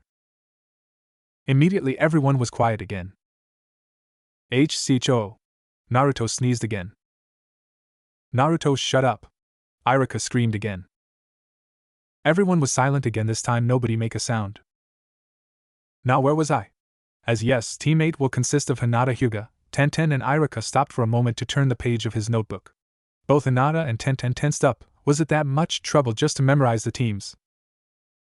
Naruto Uzumaki. Iruka finished. Thud. What was that sound? Okay, this isn't funny, I heard the same thing yesterday. And where did Hinata go? Iruka said in an annoyed tone. Unknown to him, Hinata was unconscious under the table. And Naruto-kun, Hinata mumbled. Meanwhile Tenten was ecstatic. She could have ended up with anybody from the creepy dog boy who kept asking her out, to an Uchiha fangirl. Instead she had been put on a team with the one girl other than herself who didn't constantly fawn over the Uchiha, and with a boy who she was certain wouldn't start humping her leg. Iruka meanwhile had given up on finding out where the thudding sound had come from and continued to read. Anyway, teammate will be led by 2 Jounin senseis, Kurenai Yuhi and Anko Mitarashi. Iruka finished. Hey, how come they get 2 senseis? One of the male members of Team 3 asked. The decision was made by the Hokage, and he has no need to explain his actions to a genin, Iruka said. This was enough to shut the kid up. So let me get this straight, I'm being put on a team with 4 chicks? Naruto asked with a surprised smile. Not quite how I would have put it, but yes, Iruka answered. Awesome, Naruto said simply with a toothy grin. Okay, now will you all shut up and let me finish reading the team assignments? Iruka asked in an annoyed tone. There was silence. Thank you. Now Team 9. Hcho. Naruto let out another loud sneeze. Iruka looked at Naruto with a vein popping in his forehead. Naruto saw this and stayed perfectly still. Team 9. Iruka continued speaking, this time through clenched teeth. Is still in circulation from last year. Team 10. Iruka stopped speaking to look at his notebook. Will consist of Ino Yamanaka, Choji Akimichi and Shikamaru Nara, and the team will lead by Asuma Saratobi. Iruka finally finished the team assignments. Ino wanted to make a comment about being placed on the team with a fat ass and a lazy bastard but didn't dare. Sakura wanted to rub it in Ino's face but she didn't dare. Naruto saw the tense moment between Ino and Sakura. So did everybody else in the room. He wanted them to start again so he could place a bet. Unlike Sakura and Ino, he dared. 10 Ryo on the blonde. Naruto shouted with money in hand. Okay, that's it. Iruka screamed as slammed his notebook down. I'm going home. Be back here in an hour to meet your senseis. With that said, Iruka disappeared in a poof of smoke. Everyone quickly made their way out of the room just in case Iruka decided to come back. Within a few moments, the only ones left in the room was Tenten, Naruto, and Hinata, who was in the process of climbing out from under her desk. Naruto got up and turned to look at Tenten. Hey Tenten, want to get some dinner? We are after all on the same team, Naruto offered. Tenten was about to say yes but hesitated. And what exactly are we having? Tenten asked with wide eyes. Naruto smirked. Okay, I get the hint, Naruto said as he slipped his pizza scroll from his pouch. Tenten smiled gleefully. Hey Hinata! Naruto shouted down to the pale-eyed girl. Why yes? Hinata stuttered. Wanna join us? Naruto asked. There's plenty of food to go around. Hinata froze. Naruto was asking her to eat with him. Okay, Hinata answered immediately without stuttering, but then remembered her manners. Thank you? Hinata walked up to Naruto and Tenten, who were sitting around one of the desks where Naruto seemed to have conjured a flat square box out of nowhere. Naruto opened the box, revealing its contents. A strange circle and flat object covered with a mess of yellow, red and white. It looked strange, but the steam coming from it carried a scent that made Hinata's mouth water. What is it? Hinata asked. You either, huh? Naruto asked with a sigh. It's pizza, baked break with cheese and tomato, Naruto said as he reached down and pulled a slice free. The hot melted cheese hung from the slice as Naruto placed the tip in his mouth. Tenten quickly followed suit. It wasn't the first time she had tasted it. Hinata looked at it cautiously while looking for some kind of utensils to eat it with. Naruto seemed to notice Hinata looking around. Hinata? What are you looking for? Naruto asked.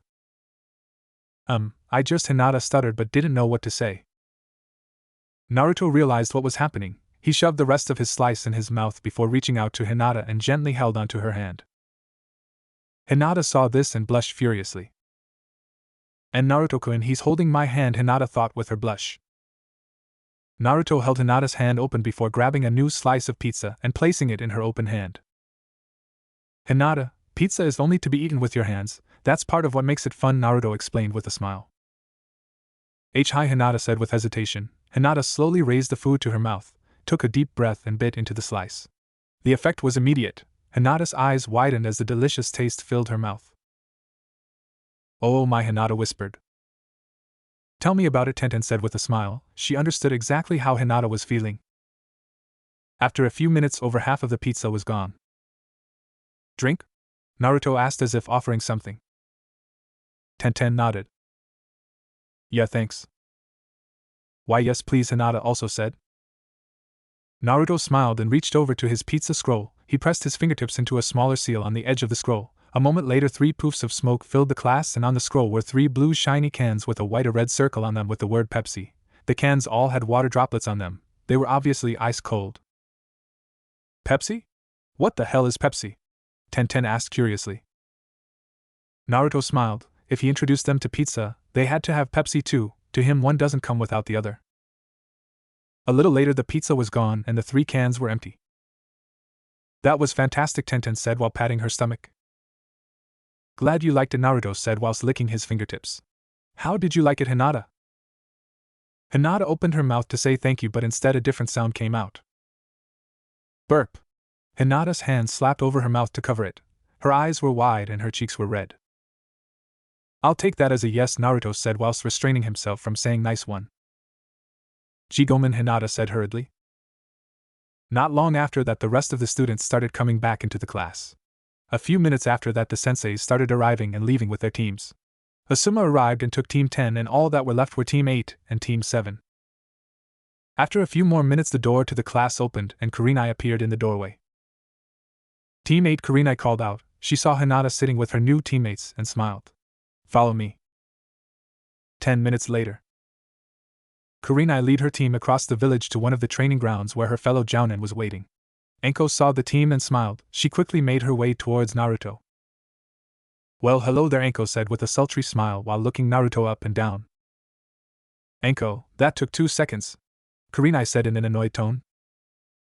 Hello there yourself, Naruto said back as he matched Enko's smile with one of his own and started to look her up and down. Enko seemed honestly startled. She was used to men stuttering like an idiot when Enko decided to mess with them.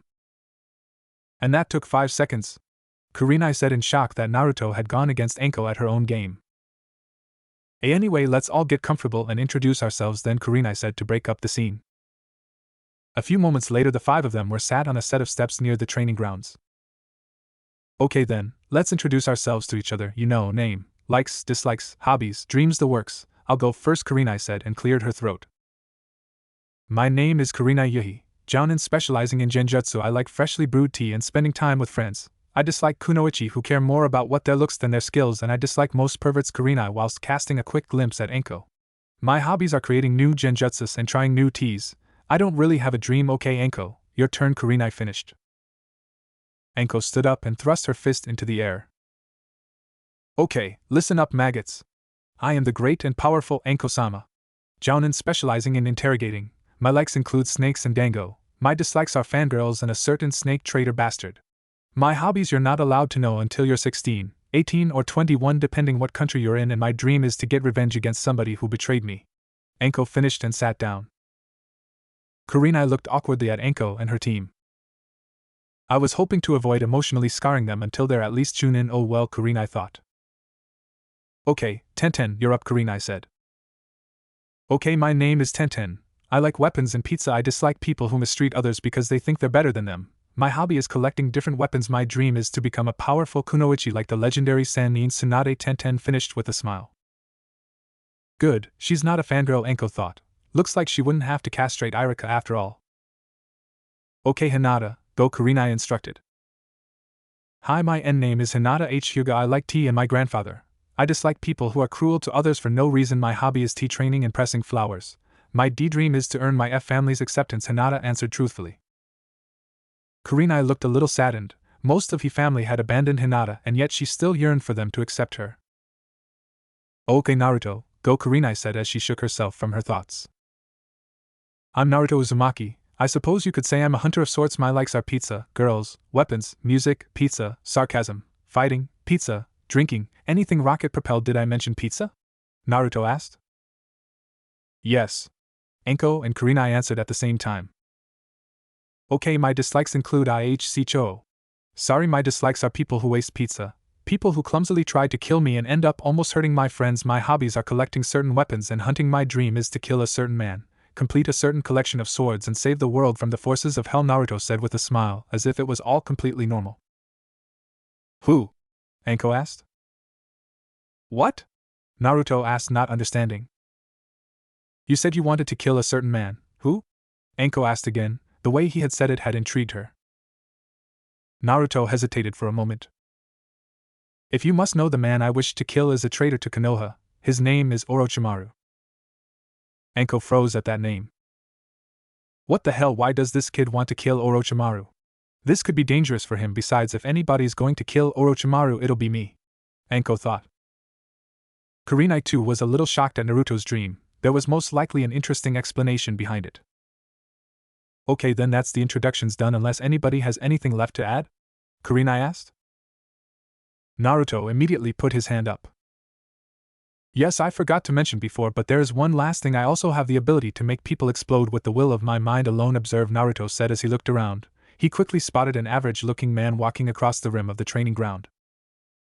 Naruto held a hand out to him in a claw-like fashion. Explode! Naruto shouted at the man. Nobody took him seriously. Kaboom! Suddenly there was a large explosion, and where the man had been standing a moment before was now nothing more than a smoking crater in the ground. There was a moment of silence before everybody reacted at the same time. What the? How did Tenen screamed? She didn't know what to think. Hinata was unconscious after fainting with wide eyes. Kurenai was wide-eyed trying to think of what had happened. It wasn't possible that Naruto could have done it with his mind. Meanwhile, Enko pumped her fist into the air. That was awesome, do it again! Anko screamed. Naruto meanwhile was trying to hold in his laughter but failing. Oh god, you should have seen your faces, ha ha ha ha, Naruto said. Naruto, what did you do? Kurenai asked. Haha, don't worry Kurenai-sensei, it was just a bunshin with an exploding tag. I had to see the look on your faces, had to drive the point home. A bunshin of the destroyed man appeared next to him and smiled before disappearing. God, don't do that again Naruto, you scared the hell out of me, Kurenai said. Okay Kurenai-sensei hcho. Naruto sneezed again. Okay, now on to our first course of action. Tomorrow morning I want you all to meet us here at 7 a.m. sharp for your Genin test, Kurenai said with a smile. Genin test? But didn't we already pass our Genin test? Tenten asked with confusion. Not quite, Anko said with a smirk. The test you went through was just to find the students who might be qualified to become Genin. But in reality, only 9 out of the 27 students in your class will actually become Genin. The rest will be sent back to the academy for another year, Anko said with a sadistic smile. Both Tenten and Hinata looked shocked and worried. Naruto, however, looked like he was about to fall asleep. Okay then, the 3 of you are dismissed. Go home and rest for the day. Be here at 7 on the dot, Kurenai explained. The ninjas all parted ways afterwards. Kurenai and Hinata went back to the Yuhi estate. Anko left to go to her favorite dango store. Tenten went home to help her parents in the shop, and Naruto was left alone. Well, I guess I'll go back to my tree, Naruto said a little sadly. Just as Naruto went to walk towards the training grounds where his tea was, he felt a drop of water his cheek. Ah man! Naruto whined. The next morning. The night had been rough for Naruto. It wasn't as cold, but it had rained all night. He was completely soaked by the time he reached the training grounds at 7. He quickly spotted Tenten and Anko already there. After a few more minutes, Kurenai and Hinata arrived. Okay then, we're all here, let's get started. Naruto, did you go for a swim or something? Kurenai asked when she saw his clothes. Funny story, actually not funny, haha, though Naruto tried to think of something to tell her but couldn't come up with anything. Whatever, Kurenai dismissed it for now. Okay, this is the test. Kurenai reached behind her back pouch and pulled out 9 colored wooden sticks with pieces of string tied to them, 3 blue, 3 yellow, and 3 red. The object of this test is to obtain a full set of these tags. Whoever has a blue, yellow, and red tag within 2 hours will pass, Kurenai explained. She then tossed 6 of the tags to her students. Tenten caught a blue one and a yellow one, Hinata caught a blue one and a red one, and Naruto caught a red one and a yellow one. You now each have 2 out of 3 of the tags you need. How you get the third one is up to you, Kurenai said as she tossed another 2 tags to Anko, a blue one and yellow one. Anko caught them and slipped them into the back of her skirt with a smile. Okay, you now have 2 hours from now, Kurenai said, and she and Anko disappeared in a poof of smoke. Tenten's mind was reeling. They were supposed to take on 2 jounin to get those tags. It was impossible, but there was still a way to pass the test. She could try to take the tag she needed from one other teammates. Tenten immediately shook those kind of thoughts from her head. No! There's no way. If I did that, then I'd be no better than the Uchiha. Tenten thought I'd rather go back to the academy than do that. Then there's only one thing to do. We'll just have to get the required tags from Anko and Kurenai. Tenten turned to Naruto and Hinata to start to devise a strategy, but was shocked to see a red tag flying through the air towards her. With ninja reflexes, she snatched the tag out of the air. What the? Tenten asked just before she noticed something. Hinata was in a similar situation. She had caught a yellow tag. Their sight turned to Naruto, who was smiling at the 2. And Naruto, what are you doing? Tenten asked. It was obvious that the tag were Naruto's. He had thrown them to the 2 kunoichi. You 2 have the tags you need now. So no matter what happens, you 2 will become Genin, Naruto explained. But Naruto, what about you? You're taking a big risk here, Tenten argued. As she's right, and Naruto-kun, you should take your T-tags back, Hinata stuttered. Hey, don't count me out just yet. I have no intention of losing to our senseis. I'll get those tags somehow, Naruto assured them. Well, don't think you're gonna do it alone. Count us in too, Tenten said with confidence. Hi, I'll try my best too, Hinata said while using all her power not to stutter and sound confident. Thank you both. Okay then, let's do this. Hinata, can you tell me where Anko is? Naruto asked.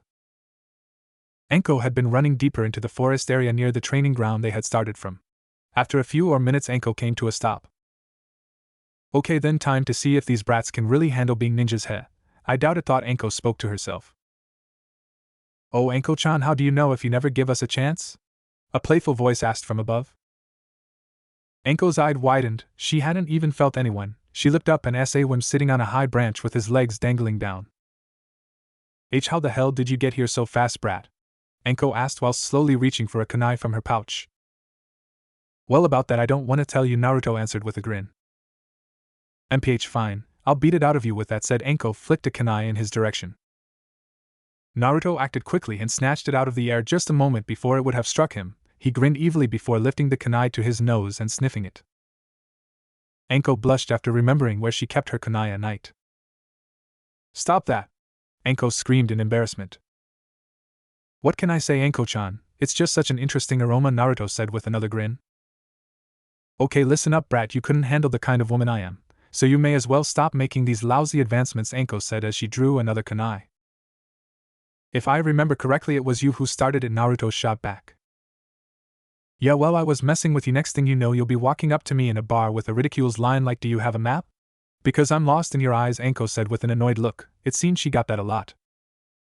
Hey, don't insult me. If I do something like that, then I'd come up with a good line like, if I told you, you had a gorgeous body, would you hold it against me? Naruto shot back with a mischievous grin.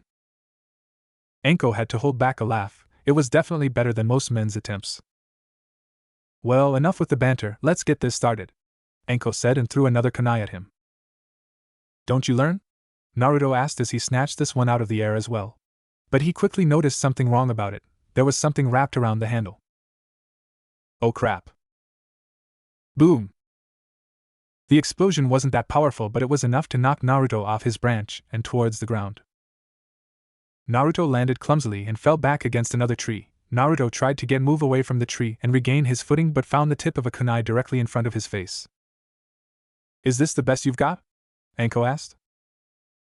And you say you want to kill Orochimaru? If you ever meet him, you'll be dead before you even realize it's him who killed you. Orochimaru is like a snake in every sense of the word, and when he has you cornered like I have you now, there will be absolutely no way to escape, Anko said in triumph. But to Anko's annoyance, Naruto was still smiling. You're forgetting something, Anko-chan. Oh? And what's that? Anko asked. Naruto suddenly moved forwards. The kunai Anko held cut his cheek as he moved, but he didn't stop. Before Anko could realize what happened, Naruto moved further forward and crushed his lips against hers. Anko mumbled in surprise. He placed his hand against the back of her head and held it in place as he kissed her.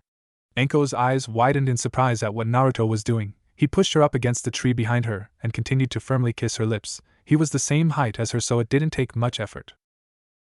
What the hell does he think he's doing? Anko thought. She quickly twisted the kunai in her hand and placed it against the back of his neck. She was just about to attack him when something changed in her. Without warning, she dropped the kunai and used her now free hand to grab Naruto's head and pull it closer to her own as she suddenly started to kiss him back vigorously. Anko opened her mouth and Naruto took the invitation for his tongue. Naruto's hand left Anko's hand and trailed down her body to her backside, where he gave a firm squeeze, causing Anko to shiver and moan into his mouth. A moment later, Naruto broke his lips away from hers and he leaned close to her right ear. A cornered fox is more dangerous than a snake, Naruto whispered into her ear before giving her earlobe a light blow. Anko shivered and closed her eyes. At this point, she didn't care what happened. After a few moments, nothing happened. Anko slowly inched her eyes open again. She was stunned to see that Naruto was gone. Anko's shaky legs gave way under her, and she fell to the base of the tree Naruto had held her against. What the hell just happened? Anko mumbled. Oh no! Anko's eyes widened when she remembered something.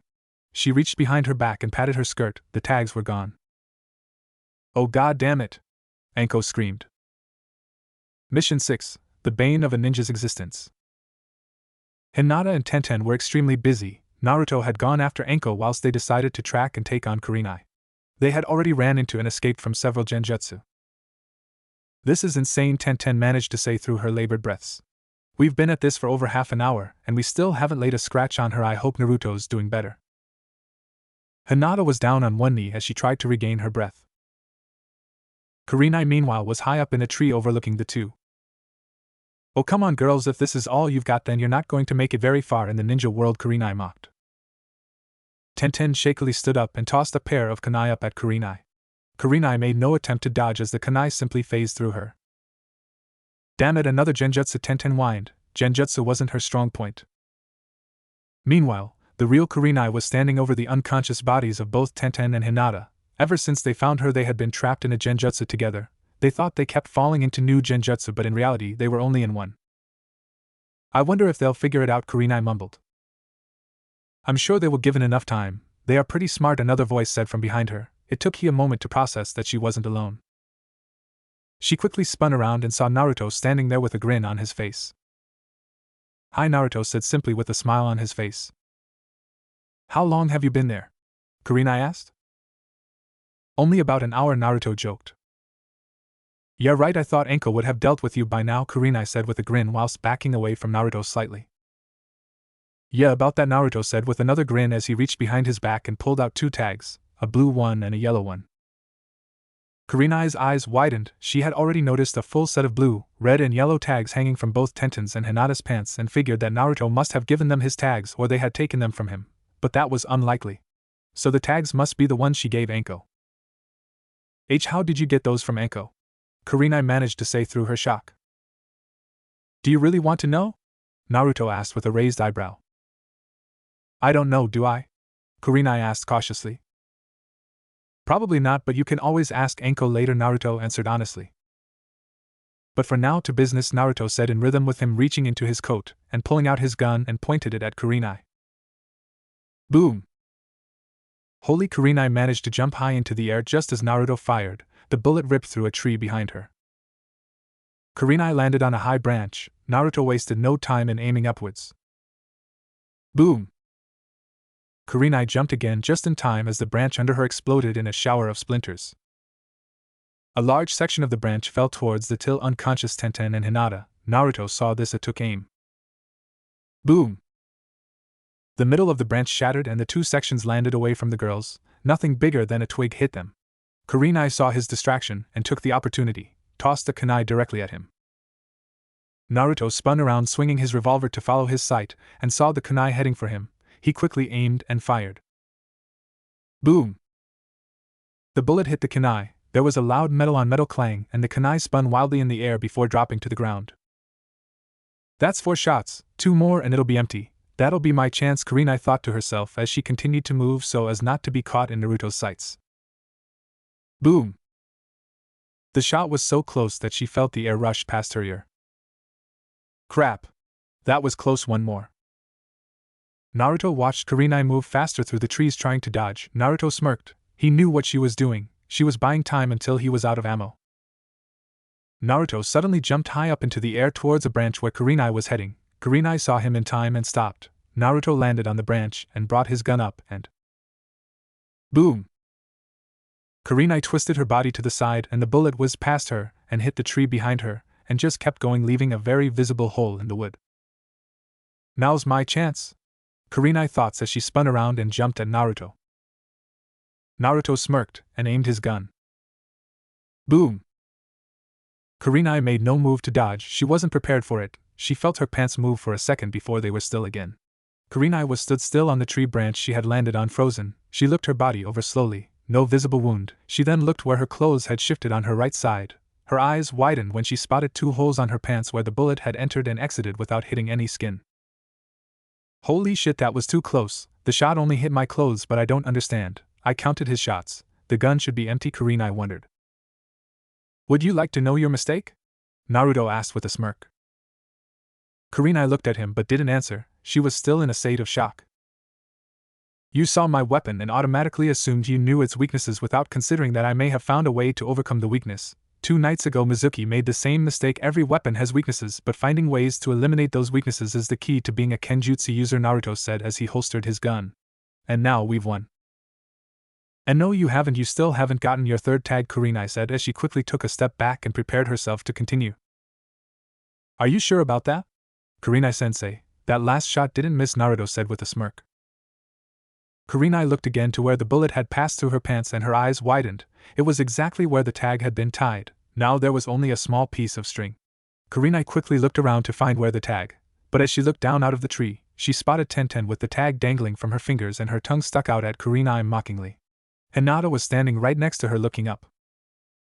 What? How did you escape the genjutsu? Kurenai asked in shock. Tenten didn't answer. Instead, she quickly flicked her wrist and the tag flew towards Naruto like a kunai. Naruto snatched the tag out of the air and placed it with the two he took from Anko. "We win, Kurenai-chan," Naruto said with a toothy grin. It was over. Naruto, Tenten and Hinata all had a full set of the tags. Kurenai let out a sigh. "Well done, you managed to do it in less than an hour. All three of you have passed the final test. Congratulations," Kurenai said with her hands on her hips and a smile on her face. 10 minutes later, Naruto, Tenten, Hinata and Kurenai were back at the place where the test began and were waiting for Anko to turn up. "Hey Sensei," Tenten broke the silence. "I don't get it. It was just luck that Naruto was able to get those tags from you and Anko Sensei. How could 3 genin fresh out of the academy hope to stand against a jounin, let alone 2 even though we passed? This test was completely unfair," Tenten said with her arms crossed. "Hey, actually, you passed the test before you even found us," Kurenai said with a smirk. "Huh?" Tenten said in confusion. Hinata was also pretty confused, but Naruto was suppressing a smirk, as if he knew what Kurenai was going to say. "I believe a ninja is required to place the lives of their teammates above everything else. Under normal circumstances, there was no way you could have gotten the tags from me or Anko. You passed this test the very moment Naruto gave his tags, and you offered to help him get the set from us so he would pass," Kurenai explained. "So we went through all of that for nothing?" Tenten asked with comical tears filling her eyes. Another 5 minutes later, Anko still hadn't turned up.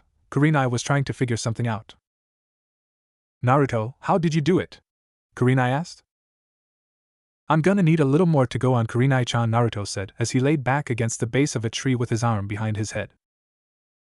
"The gun, you fired 6 shots and didn't reload once, but you were still able to keep shooting. How?" Kurenai asked in honest confusion. Naruto smiled and reached into his jacket. He pulled out the revolver and flicked it to the side, and the bullet chambers shifted to the loading position. Naruto held the gun upwards and 6 bullets fell out of their chambers and landed softly on the grass. "Take a look," Naruto said and tossed the gun to Kurenai. Kurenai caught the gun and faltered slightly. She wasn't expecting it to be quite so heavy. She twisted it in her hands looking for anything strange. She noticed some kanji markings on the hand grips saying Royal Flush. Kurenai figured it was the name of the weapon. She continued looking the gun over and almost gave up until she noticed something in the chambers where the bullet should be. Kurenai held the gun up to the sky and let the sunlight shine through the chambers, and looking inside she noticed something. Small black kanji seals etched on the inside of the chambers. Kurenai grinned. "Those are summoning seals, aren't they?" Kurenai asked with a grin and tossed the gun back to Naruto. "Yep, I learned quite a bit about summoning seals a while ago and had a few ideas. I etched the summoning seals on the inside of the chambers and sealed hundreds of bullets into each one. After I fire a shot, I channel a little chakra into the gun, and new bullet is summoned to take its place," Naruto explained as he slipped the bullets back into the gun and flicked it to the side. The chamber cylinder set back into the gun and Naruto holstered it. A few minutes later, Kurenai was starting to get worried. "Naruto, are you sure you didn't hurt Anko?" Kurenai asked. Naruto had to suppress a smirk.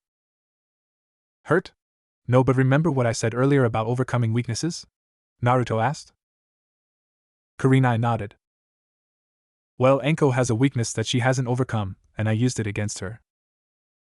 Kurenai was about to ask something else when suddenly the bushes in the nearby tree line rustled. Kurenai looked at the bush, and a moment later a disheveled Anko stumbled out of the trees. Her hair was a mess, and she had a look of rage on her face. She quickly noticed Naruto sitting at the tree and pointed at him.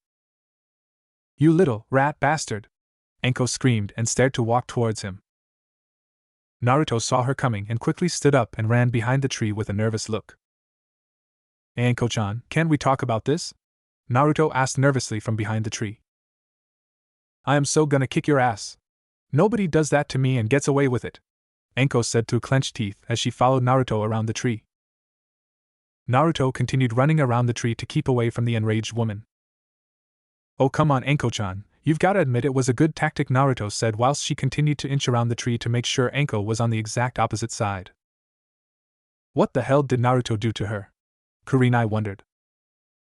"I'm gonna rip your arm off and beat you to death with it, then I'm gonna feed you to one of my snakes," Anko shouted one last time before she jumped around the tree and bounded at Naruto to tackle him. Unfortunately for her, she passed right through him and landed face first on the ground. "Damn it, a bunshin!" Anko thought.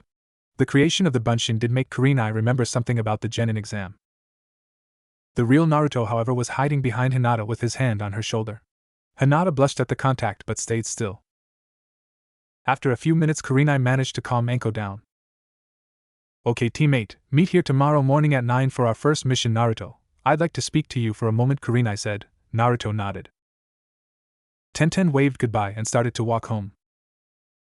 I'll meet you at home in a bit, Kurenai said to Hinata. Hinata gave a quick bow before walking towards home. I'll come over later, Kurenai, I need to do something first, Anko said before turning around and stalking away, mumbling something about cold showers. After they were alone, Kurenai turned to Naruto. Naruto, I read about your test results for the Genin exam. You failed to create even one passable bunshin during the exam, but today you've used it perfectly twice. Care to explain? Kurenai asked. Naruto nervously scratched the back of his head. You noticed that, huh? Naruto asked. Kurenai looked at him sternly. Okay, I held back so I'd be the dead last, Naruto admitted. I don't get it, what was the point? Kurenai asked. Kurenai, I don't meet many people that I can get along with, but Tenten is one person that I can get along with, Naruto said cryptically. Kurenai was confused for a moment, but it quickly came to her. When reading through Tenten's file, she noticed that Tenten was the Rookie of the Year, and the dead last was always placed on the same team as the Rookie of the Year. You flunked the bunshin on purpose so you'd be placed on the same team with Tenten, Kurenai realized. Guilty, Naruto said with a shrug. You're just full of surprises, Naruto. Whatever anyway, meet us here at 9 tomorrow, Kurenai said before turning and walking in the same direction as Hinata went. Yes, sure, I'll just go back to my tree, Naruto said the last part quietly so Kurenai wouldn't hear him. Later that night, Kurenai's house. Hinata had gone to bed early. Kurenai and Anko were both sat in the living room at a small table on the ground with sake bottles. Well, it looks like we've got a pretty interesting team, huh? Kurenai asked. Yeah, now we just need to see if they make it through the D-rank missions with their sanity intact, Anko said as she raised the sake cup to her lips. Well, to get out of the D-rank missions they could just do what you did, Kurenai said with a smile. Anko thought about it for a moment before shaking her head. Nah, I can't really see Hinata threatening to castrate the Hokage. Tenten maybe, but not Hinata, Anko said honestly. There was a moment of silence between the two as Anko raised the sake cup to her lips again. So, what did Naruto do to you? Kurenai asked. Anko suddenly choked on the sake in her mouth at the bluntness of Kurenai's question. And then nothing, Anko said not so convincingly. Anko, Naruto managed to get both of your tags in less than 15 minutes into the test, then you turn up in a total mess trying to beat the shit out of Naruto, so, what did he do? Kurenai asked again. Anko's face had turned a shade of red as she looked down and started mumbling. He fucking mumble me, Anko mumbled. Kurenai listened carefully. I'm sorry, can you say that again? He did what? Kurenai asked as she licked her own sake cup to her mouth. Anko swallowed, took a deep breath and... I said he fucking seduced me, Anko said through clenched teeth and a burning red face. This time it was Kurenai's turn to choke on her sake. Cough cough, he did what? Kurenai almost screamed but managed to keep it down so she wouldn't wake up Hinata. I'm not even sure how it happened, Anko said. One moment I had a kunai at his throat, and the next he pushed me up against a tree and started kissing me. At first I was pissed, and then for some reason I started kissing back. Then his hand traveled a little lower, and Anko blushed when she realized she was telling Kurenai a little too much. Kurenai was looking at Anko with wide eyes and a gaping mouth. Anyway, the next thing I know, he's gone and so are the tags. Anko cut the story short.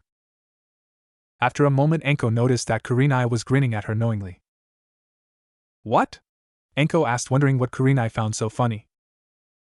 Anko, are you pissed at Naruto because he did that? Or because he stopped? Kurenai asked with a grin. Anko's face looked like it was about to explode as she spoke.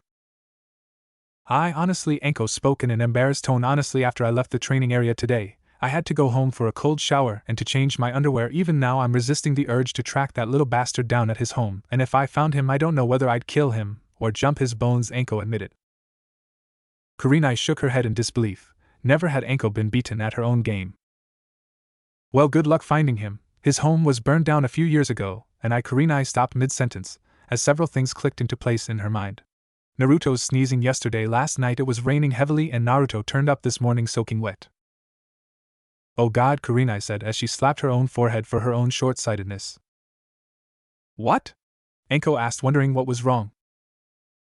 Naruto's apartment was burned down a few years back. Yesterday he couldn't stop sneezing and this morning he was soaking wet when he arrived at the training ground, Kurenai explained. Anko thought about it for a moment before she caught on. Last night it was raining pretty hard, Anko said. Yeah, Naruto doesn't have anywhere to stay, he's been living outside. Kurenai deduced so much for being able to look underneath. Kurenai said as she stood up and grabbed her coat from a hook near the door. Kurenai? Where are you going? Anko asked.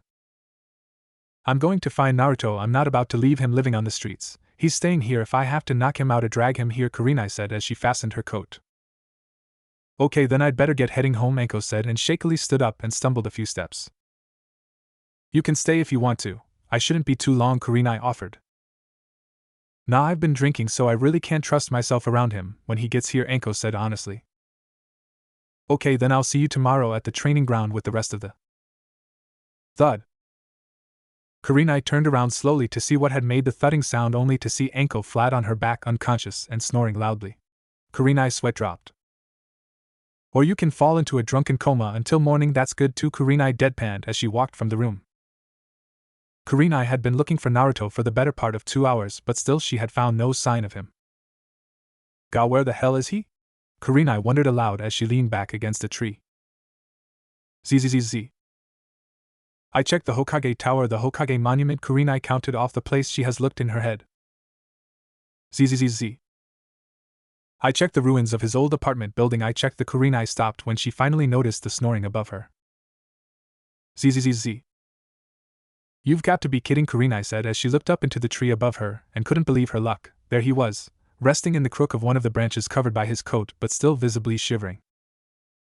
Naruto! Kurenai shouted up to him. Zzz. Naruto continued snoring ignorantly. Naruto! Kurenai shouted much louder. Bacon! Naruto shouted as he suddenly bolted awake and tried to punch something in front of him that wasn't there and in his half-asleep stupor and fell out of the tree. Wah! Naruto shouted just before he hit the ground. Kurenai managed to jump out of the way just before Naruto landed on her. Ow! Naruto moaned as he clumsily got back to his feet and looked up to see who had woken him up. Kurenai-chan? What are you doing in my tree? Naruto asked. He was obviously still half asleep. Naruto, why didn't you tell me you're living in a tree? Kurenai asked sternly with her arms crossed. Something like that doesn't really come up in normal conversation, Naruto said with a shrug. Besides, because of the cold weather I have been looking for a nice cave or something to live in, so Cho. Naruto let out a powerful sneeze. Okay, that's it, you're coming with me, Kurenai said as she grabbed Naruto by his collar and prepared to drag him off. What? Naruto asked, not quite understanding what was happening. Naruto, I'm not about to let you sleep out here in the cold. I have plenty of room at my place, Kurenai said without loosening her grip. You're not gonna let this go, are you? Naruto asked. Nope, Kurenai answered simply. Sigh, okay, just give me a second, Naruto said and slipped out of Kurenai's grip. He walked back to his tree and gave it a hard kick.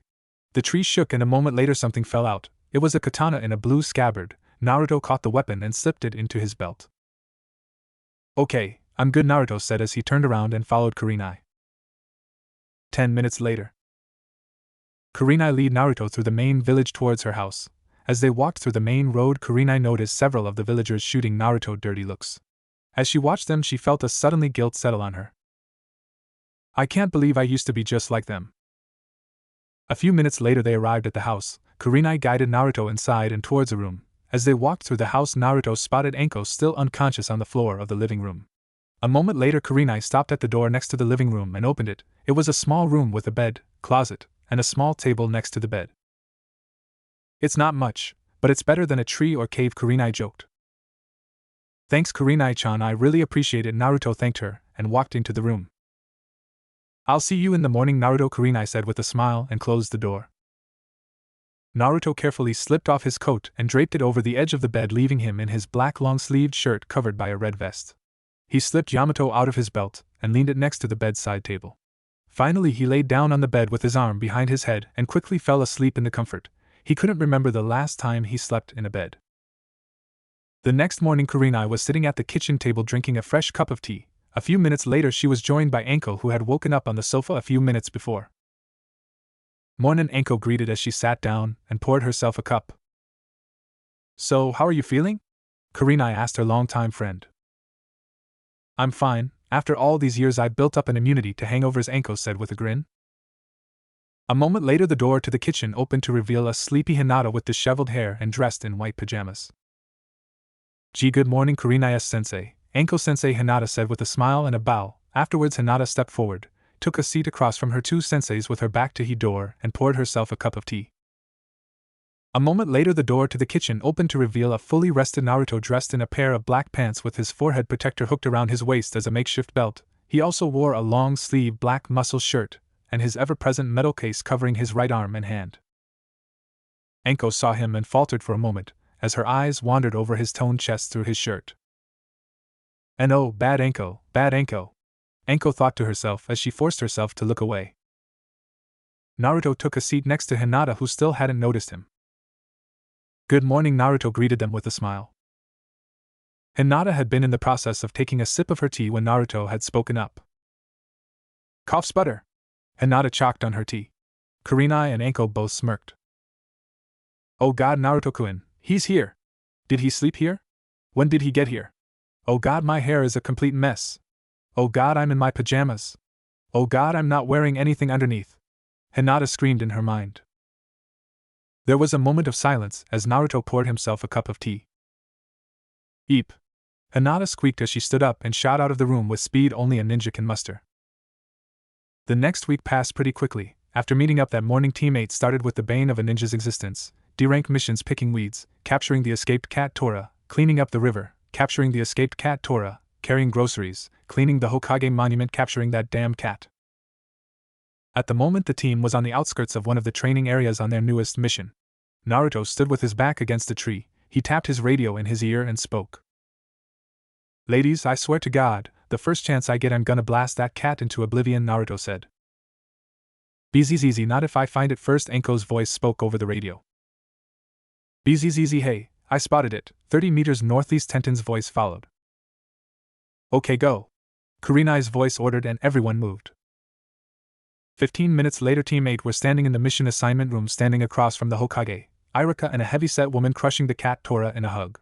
Each of the members of Team 8 had their own injuries inflicted by the cat. The cat had been captured after Anko defeated it in what can only be described as a very one-sided fist fight. Poor thing, no wonder it keeps running away, Kurenai whispered as she watched the cat scrambling to get away. Suddenly the cat managed to slip out of the woman's grip and ran for the door. No! Hinata shouted uncharacteristically. Stop it! Tenten shouted. Capture it! Kurenai shouted. Kill it! Anko screamed. I'm on it! Naruto shouted as he drew his gun from his coat and pointed it at the cat. Naruto, no! Everyone in the room screamed. Boom, boom, boom, boom, boom, boom! 6 shots boomed from Naruto's gun. Nobody dared to look except Anko, who watched with a gleeful smile on her face. Everyone finally got the nerve to look. The cat Tora had its back flat against the wall and was surrounded by 6 holes in the wall around it. Naruto holstered his gun and pointed towards the woman while looking at the cat. The cat understood and quickly jumped back into the woman's arms. Wow, perfect aim, Hinata complimented Naruto at the holes in the wall. Hinata had gotten a little more confident speaking around Naruto. Him sleeping in the room next to hers might have helped. What are you talking about? Naruto said in confusion as he looked at the holes. I miss, Naruto said as if he was disappointed at himself. Hinata's eyes widened at what he meant. Anko just smirked. The woman quickly left the room, cradling the cat in her arms. Okay, now that that's over, the Hokage broke the silence. I have some new missions for you. You can help pick potatoes. You can clean out the Inuzuka's kennels, or you can... No, hell no.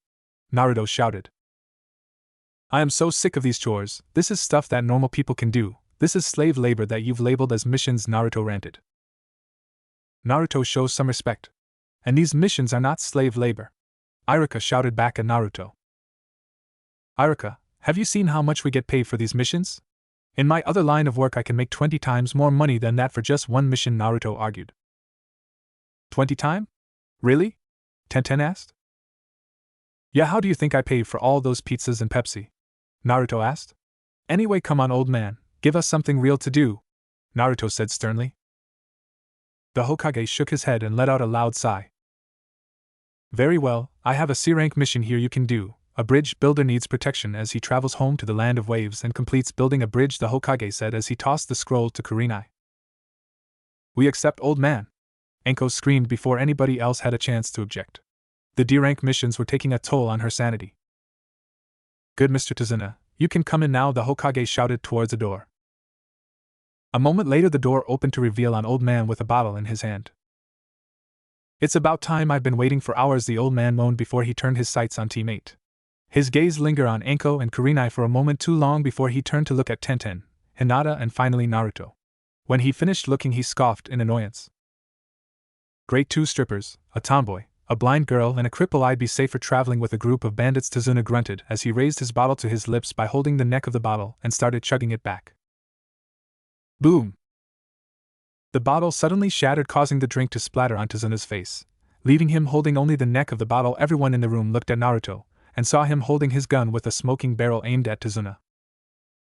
I assume when you say cripple you're referring to my arm?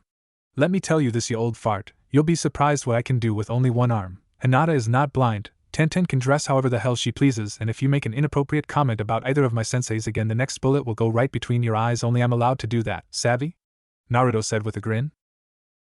Tazuna looked a little worried. He slowly turned to the Hokage with a nervous grin and said, They'll do. Teammate was to leave in the morning. Since the mission was to guard Tazuna until he finished the bridge, they could be gone for several weeks. In the middle of the night Hinata woke up with a familiar feeling. She carefully and sleepily slipped out of bed and snuck across the room so as not to wake up Kurenai or Naruto. She opened the door and carefully slipped across the hall to the bathroom.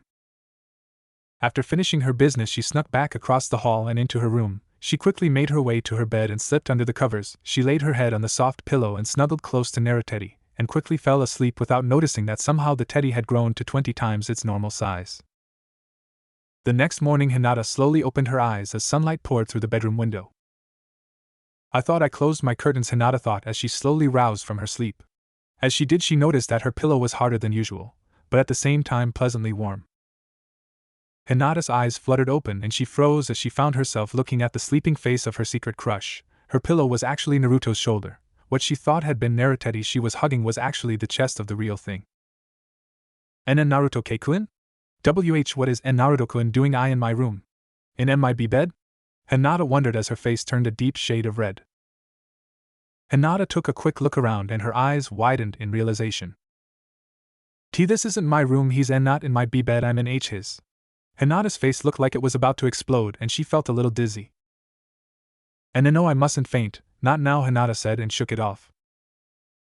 Hinata very carefully slipped away from Naruto and out of the bed. She carefully snuck backwards towards the door as quietly as possible.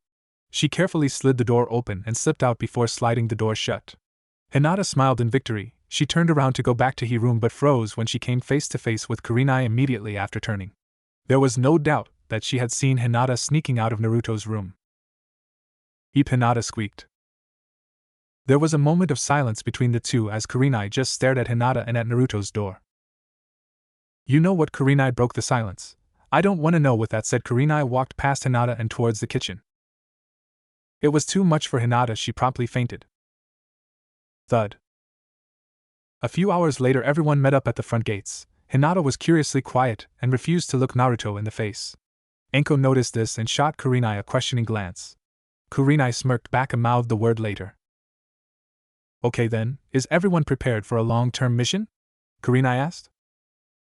Naruto, Tenten and Hinata answered only with a quick nod. Okay then let's go, Kurenai said as she spun around and stepped over the threshold of the village. She was quickly followed by Enko, Tenten, Naruto and Hinata, with Tazuna in the rear. As they walked away from the village, Naruto